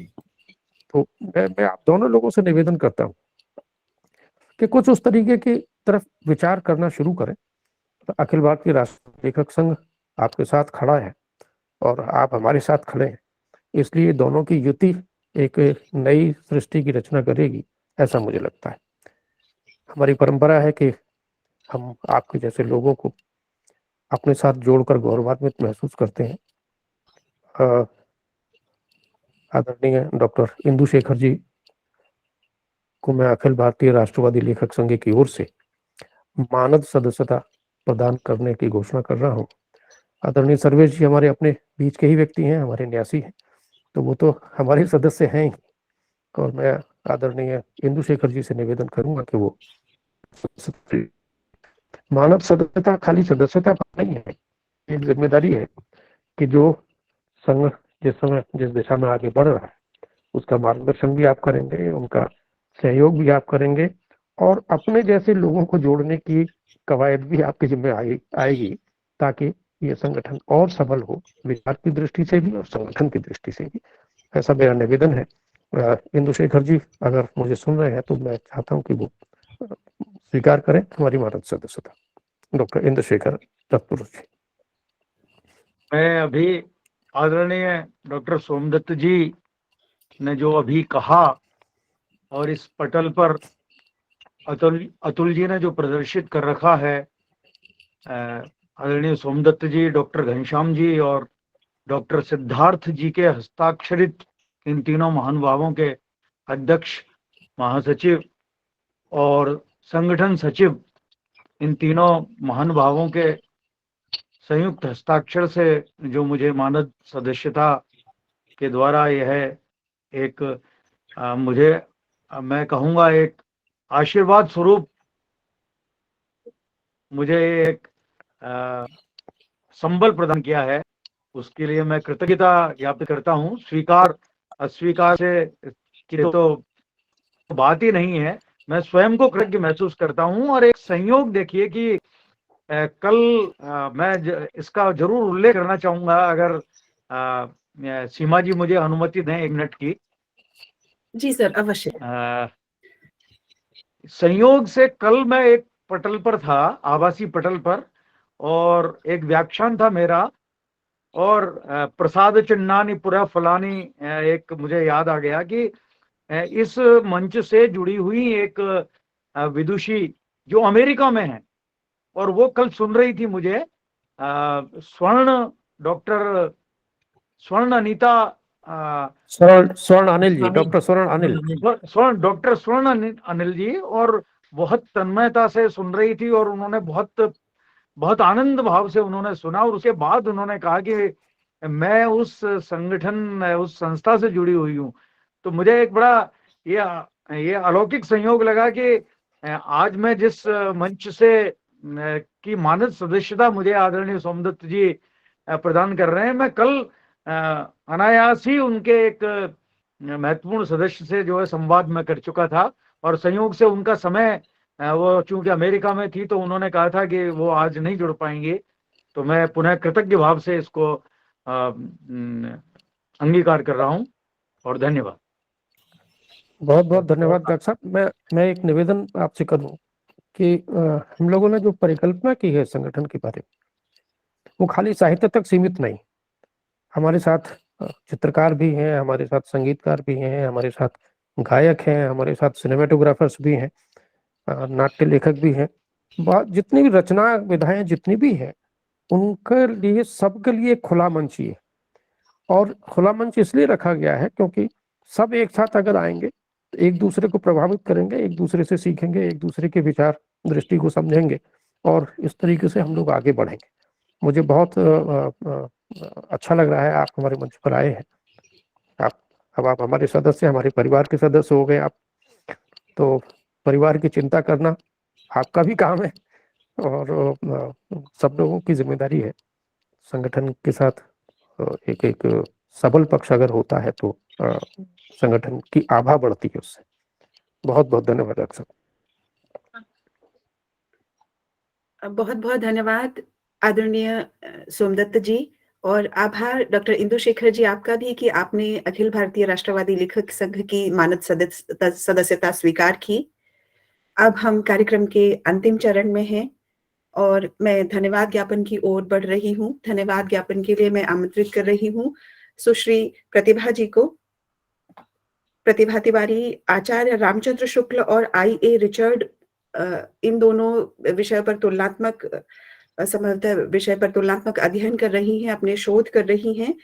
प्रतिभा जी, धन्यवाद ज्ञापन के लिए मैं आपको आमंत्रित कर रही हूँ। आप सभी को मेरा नमस्कार। सभी तक मेरी आवाज पहुंच रही है क्या? जी बिल्कुल स्पष्ट आवाज आ रही है आपकी। जी। नव वर्ष की इस शुभ वेला में आयोजित यह कार्यक्रम एकात्म मानव दर्शन और साहित्य हम सभी के लिए नवता का संचार करने वाला है। निराला के शब्दों में कहें तो नव गति, नव लय, ताल छंद नव, जिसमें सब कुछ नया है, यह हमारे लिए लेकर आया है। अखिल भारतीय राष्ट्रवादी लेखक संघ द्वारा आयोजित इस कार्यक्रम में पधारे तत्पुरुष इंदुशेखर सर, जो सारस्वत वक्ता के रूप में आज हमारे बीच हैं, उन्होंने अपने वक्तव्य से भारतीय साहित्य के आधार एवं मूल को समझने में बहुत महत्वपूर्ण उपक्रम किया है। आज के कार्यक्रम के विषय एकात्म मानववाद एवं साहित्य पर आपने समाज एवं व्यक्ति साहित्यिक मूल्यों पर विचार करते हुए कम समय में बहुत सारगर्भित रूप में तथ्य एवं सत्य को स्पष्ट रूप में हमारे सामने रखा है।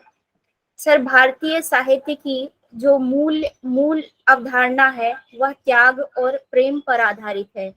आपके इस वक्तव्य से वह त्याग और प्रेम पूरी तरह से प्रदर्शित होता है, दिखाई देता है।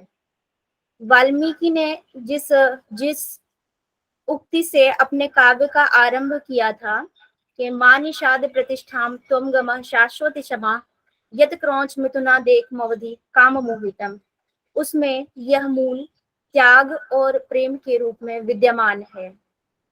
सर, इस सारगर्भित और भावपूर्ण महत्वपूर्ण वक्तव्य के लिए मैं आपका हार्दिक धन्यवाद करती हूँ, आपके प्रति कृतज्ञता ज्ञापित करती हूँ। बहुत बहुत धन्यवाद सर। इस कार्यक्रम के अध्यक्ष डॉक्टर सर्वेश पांडे सर के अध्यक्षीय उद्बोधन, जिससे आपने बहुत सरल रूप में सब कुछ को एकात्म मानववाद के रूप में समझाया है। सर, आपके शब्दों में नर से नारायण की यह यात्रा निरंतर चल रही है। मैं आपके इस वक्तव्य के लिए आपका हार्दिक आभार व्यक्त करती हूँ। बहुत बहुत धन्यवाद सर। इस कार्यक्रम के समन्वयक डॉक्टर नित्यानंद सर के प्रति सहयोग एवं मार्गदर्शन के लिए मैं उनका हार्दिक धन्यवाद एवं आभार प्रकट करती हूँ। साथ ही अखिल भारतीय राष्ट्रवादी लेखक संघ के अध्यक्ष सोमदत्त शर्मा सर का धन्यवाद देती हूँ। सर, आपने अभिभावक स्वरूप दायित्व वहन करते हुए इस कार्यक्रम को सफलतापूर्वक संपन्न करने में बहुत महत्वपूर्ण भूमिका निभाई है। पुनः आपका हार्दिक आभार एवं धन्यवाद। इस कार्यक्रम के संयोजक डॉक्टर आनंद पाटिल सर, जिन्होंने अपनी अपूर्व व्यस्तताओं के बाद भी इस कार्यक्रम को आयोजित करने में पूरे मनोयोग से आद्यांत कार्य किया है। दक्षिण के इस सुदूर प्रांत से उनका समर्पण राष्ट्र तथा हिंदी भाषा के प्रति, दोनों के ही प्रति देखा जा सकता है। सर, आपका भी हार्दिक आभार एवं बहुत बहुत धन्यवाद। अखिल भारतीय राष्ट्रीय लेखक संघ के महासचिव डॉक्टर घनश्याम सर, कोषाध्यक्ष मेजर सरस चंद्र त्रिपाठी, संगठन सचिव सिद्धार्थ जी, संघ के संयोजक डॉक्टर अतुल गुप्त जी एवं मीडिया प्रभारी श्री अमन अंग ऋषि जी, आप सभी के सहयोग एवं श्रम पूर्ण प्रयास एवं आप सभी के इस सहयोग के लिए मैं आपका हार्दिक आभार व्यक्त करती हूँ। बहुत बहुत धन्यवाद। सारगर्भित एवं संक्षिप्त स्वागत वक्तव्य के लिए मैं अंजू सिहारे जी का हार्दिक धन्यवाद देती हूँ। साथ ही कार्यक्रम के सफल एवं रोचक संचालन के लिए डॉक्टर सीमा शर्मा जी का आभार व्यक्त करती हूँ। साथ ही प्रत्यक्ष एवं अप्रत्यक्ष रूप से इस कार्यक्रम में जुड़े एवं अपनी सहायता प्रदान करने के लिए सभी गुणीजनों का हार्दिक आभार व्यक्त करती हूँ। उन सभी के प्रति अपनी कृतज्ञता ज्ञापित करती हूँ। बहुत बहुत धन्यवाद। धन्यवाद प्रतिभा जी। जी नमस्कार। धन्यवाद प्रतिभा जी, आप आपका भी। आपने डॉक्टर बहुत सीमा सरलता से शर्मा। धन्यवाद ज्ञापन किया। अतुल जी, आप कुछ कह रहे हैं? जी मैं बीच में आपकी बात को रोके हुए आग्रह करना चाहूंगा आदरणीय हमारे अध्यक्ष महोदय से, सोमदत्त शर्मा जी से, कि हमारे बीच में कई साथी हैं जो पौने 2 घंटे से हमें निरंतर सुन रहे हैं।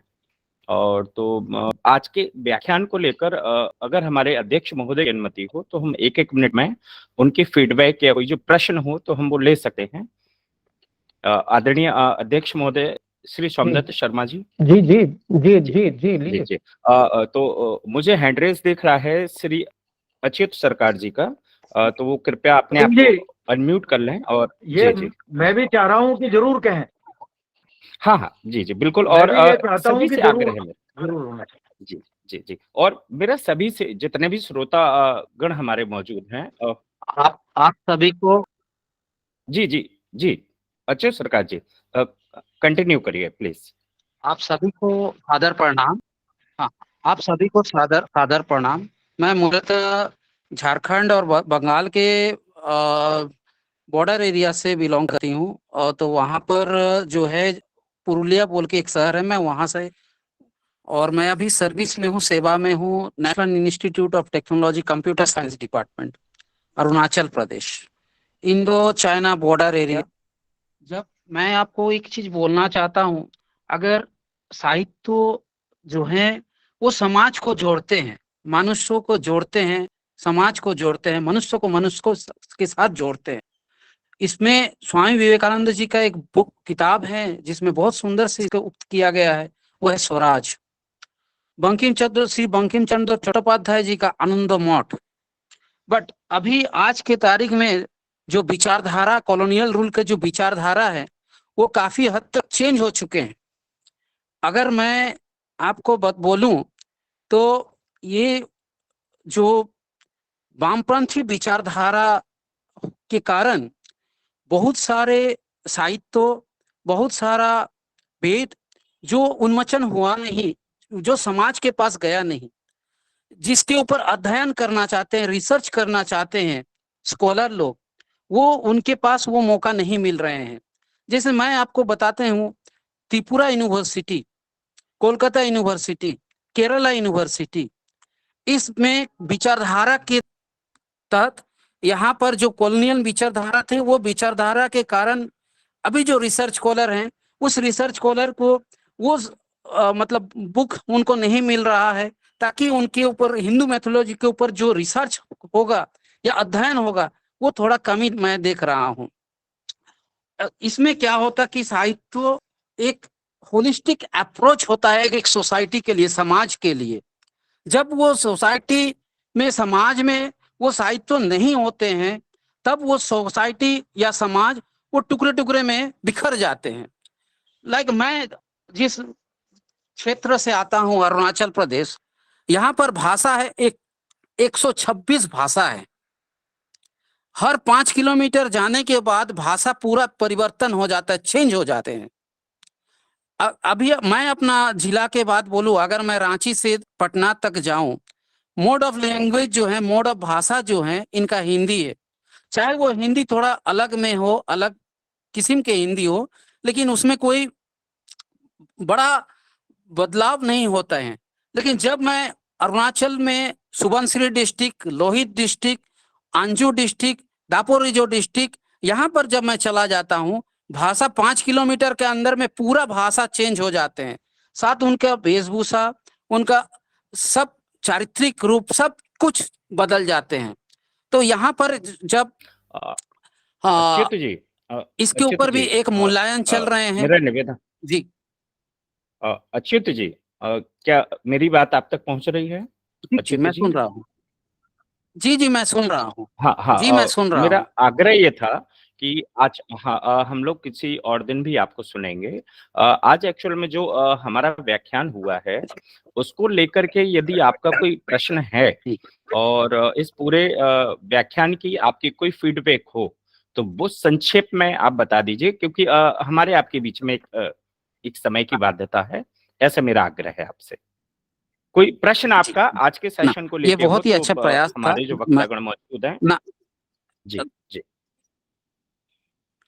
ना ये बहुत ही अच्छा प्रयास था। मैं काफी देर तक इनको मैं अध्ययन किया हूँ, सुना हूँ, और बस यही मेरा बोलना का था। और आप सभी को सादर प्रणाम, और हमको बोलने के लिए अवसर दिए हैं, इसलिए धन्यवाद ज्ञापन करता हूँ। धन्यवाद, जी सादर जी, प्रणाम। धन्यवाद। धन्यवाद अच्छा जी जी जी, धन्यवाद। अब अगले हमारे श्रोता हैं श्री सूर्य प्रकाश जी हैं। उनसे भी आग्रह है कि वो अपने आप को अनम्यूट कर लें और सीधे हमारे जो अतिथि महोदय हैं उनसे यदि आपका कोई प्रश्न है और आपके इस पूरे आयोजन को लेके एक फीडबैक वो हमें दें। यदि कोई कमी भी रही है तो बिल्कुल बताएं, निसंकोच बताएं। हम लोग अगले सेशन में उसे दूर करने का प्रयास करेंगे। श्री सूर्य प्रकाश जी। सादर नमस्कार सभी हमारे दोनों विद्वान वक्ताओं को, इंदुशेखर जी को भी और उनको भी। बहुत ही शानदार रहा, वो मैंने अपने मैसेज में दे दिया। और अध्यक्ष जी को नमस्कार, सोमदत्त जी को। व्याख्यान बहुत ही प्रभावी था। प्रश्न तो कुछ है ही नहीं, बहुत अच्छी अच्छी चीजें आई। मैं आपकी जो माननीय अध्यक्ष जी ने भी जो बात रखी कि अब जो हिंदी की आलोचना या हिंदी साहित्य के इतिहास में जो गैंगबाजी, गिरोहबाजी हुई, उसको भी तोड़ने का समय आया। तो ये आपने एक अच्छा आह्वान किया आप सभी ने। माननीय इंदुशेखर जी को कल हम लोगों ने विचार विनिमय केंद्र में भी हिंदुत्व पे बहुत ही प्रभावी वक्तव्य देते हुए सुना था, और सौभाग्य है कि आज भी बहुत अच्छी तरह से हमने उनको सुना है। तो मैं राष्ट्रवादी लेखक संघ के इस आयोजन को अध्यक्ष जी, महामंत्री जी और पूरी टीम को हार्दिक बधाई देता हूँ। बहुत ही शानदार आयोजन, और मुझे पूरी आशा है कि सोमदत्त जी के नेतृत्व में आगे ऐसी सभी चीजें बढ़ती रहेंगी। और वो जो हिंदी साहित्य के इतिहास की बात है, उस पर अवश्य विचार होना चाहिए। जब देश के इतिहास को दोबारा से लिखने की जरूरत है तो हिंदी साहित्य के इतिहास को भी भारतीय दर्शन, भारतीय विचार और राष्ट्रवादी लेखक संघ की नजरिए से लिखने की आवश्यकता है। एक बार पुनः आप सभी का अभिनंदन, धन्यवाद, नमस्कार। सेमवाल जी, जी संगठन का नाम अखिल भारतीय राष्ट्रवादी लेखक संघ है। जी जी, राष्ट्रवादी लेखक संघ अलग है, ये अखिल भारतीय राष्ट्रवादी लेखक संघ। जी जी जी, निश्चित रूप से वैसा, बिल्कुल अखिल भारतीय ही कह रहा हूँ जी।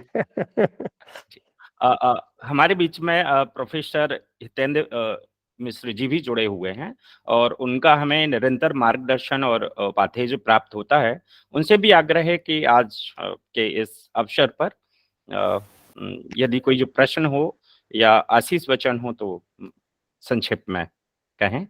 प्रोफेसर हितेंद्र मिश्र जी। सभी को मैं बहुत नहीं सुन पाया और मैं बहुत देर में आया। आदरणीय सुमंत शर्मा जी हैं, आनंद भाई पाटिल जी हैं, डॉक्टर सर्वेश पांडे जी हमारे मित्र हैं, और हम सबके आदरणीय इंदुशेखर पुरुष जी का वक्तव्य हुआ। और मैं जानता हूं कि यह ऐसा पटल है जिसपे जो राष्ट्र और राष्ट्रवाद की जो बुनियाद है उसको समझने और उसको जानने के बड़े पारखी और बड़े ही विशेषज्ञ लोग हैं। तो मैं सभी का अभिनंदन करते हुए मैं अपनी बात आज इतने पे रोकता हूं, और हम कभी आगे किसी कार्यक्रम में जब पूरा सुनेंगे तो कुछ कह पाने की स्थिति में होंगे। बहुत बहुत नमस्कार, सबका बहुत बहुत अभिनंदन और अभिवादन। अब मैं ये मंच डॉक्टर सीमा शर्मा मैम को सौंपता हूँ। आदरणीय, अब आप आगे की कार्रवाई आरंभ करें। Thank you. धन्यवाद। आपने इसको और अधिक बनाया कार्यक्रम, क्योंकि हमारे साथ जो मार्गदर्शक हमें की संभावना रहती है और उसका एक फीडबैक मिलता है, मैं भी कार्य लगता है सीमा जी, आपकी आवाज नहीं पहुंच रही है।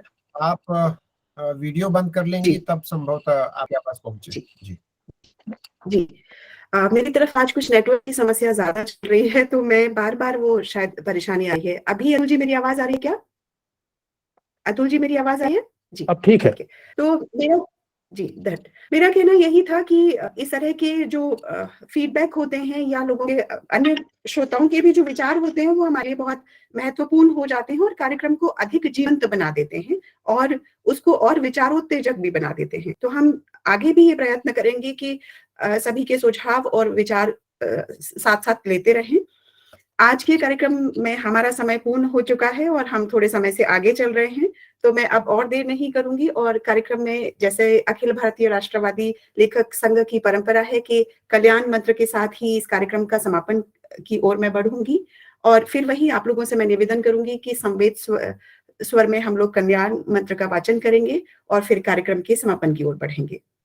जी, एक सूचना जरूर देनी है। अगला कार्यक्रम हमारा 22 जनवरी को होगा शाम को 5 बजे और उसका विषय होगा चिति और सृजन। ये उसका विषय है, तो आप सब लोग जुड़ेंगे तो बहुत प्रसन्नता होगी। जी, आगे बहुत ही महत्वपूर्ण विषय है सर और इसमें मुझे लगता है कि हम सभी अवश्य जुड़ेंगे। एक बात जोड़ना मैं चाह रहा था, माननीय अपने जी उठा रहे थे चिति का प्रश्न, वो चिति वाला विषय मैंने उठाया नहीं।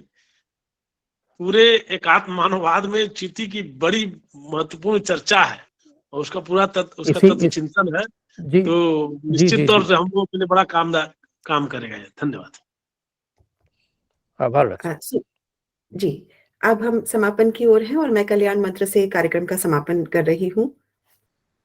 सर्वे भवन्तु सुखिनः, सर्वे सन्तु निरामयाः, सर्वे भद्राणि पश्यन्तु, मा कश्चित् दुःखभाग् भवेत्। ओम शांति शांति शांति।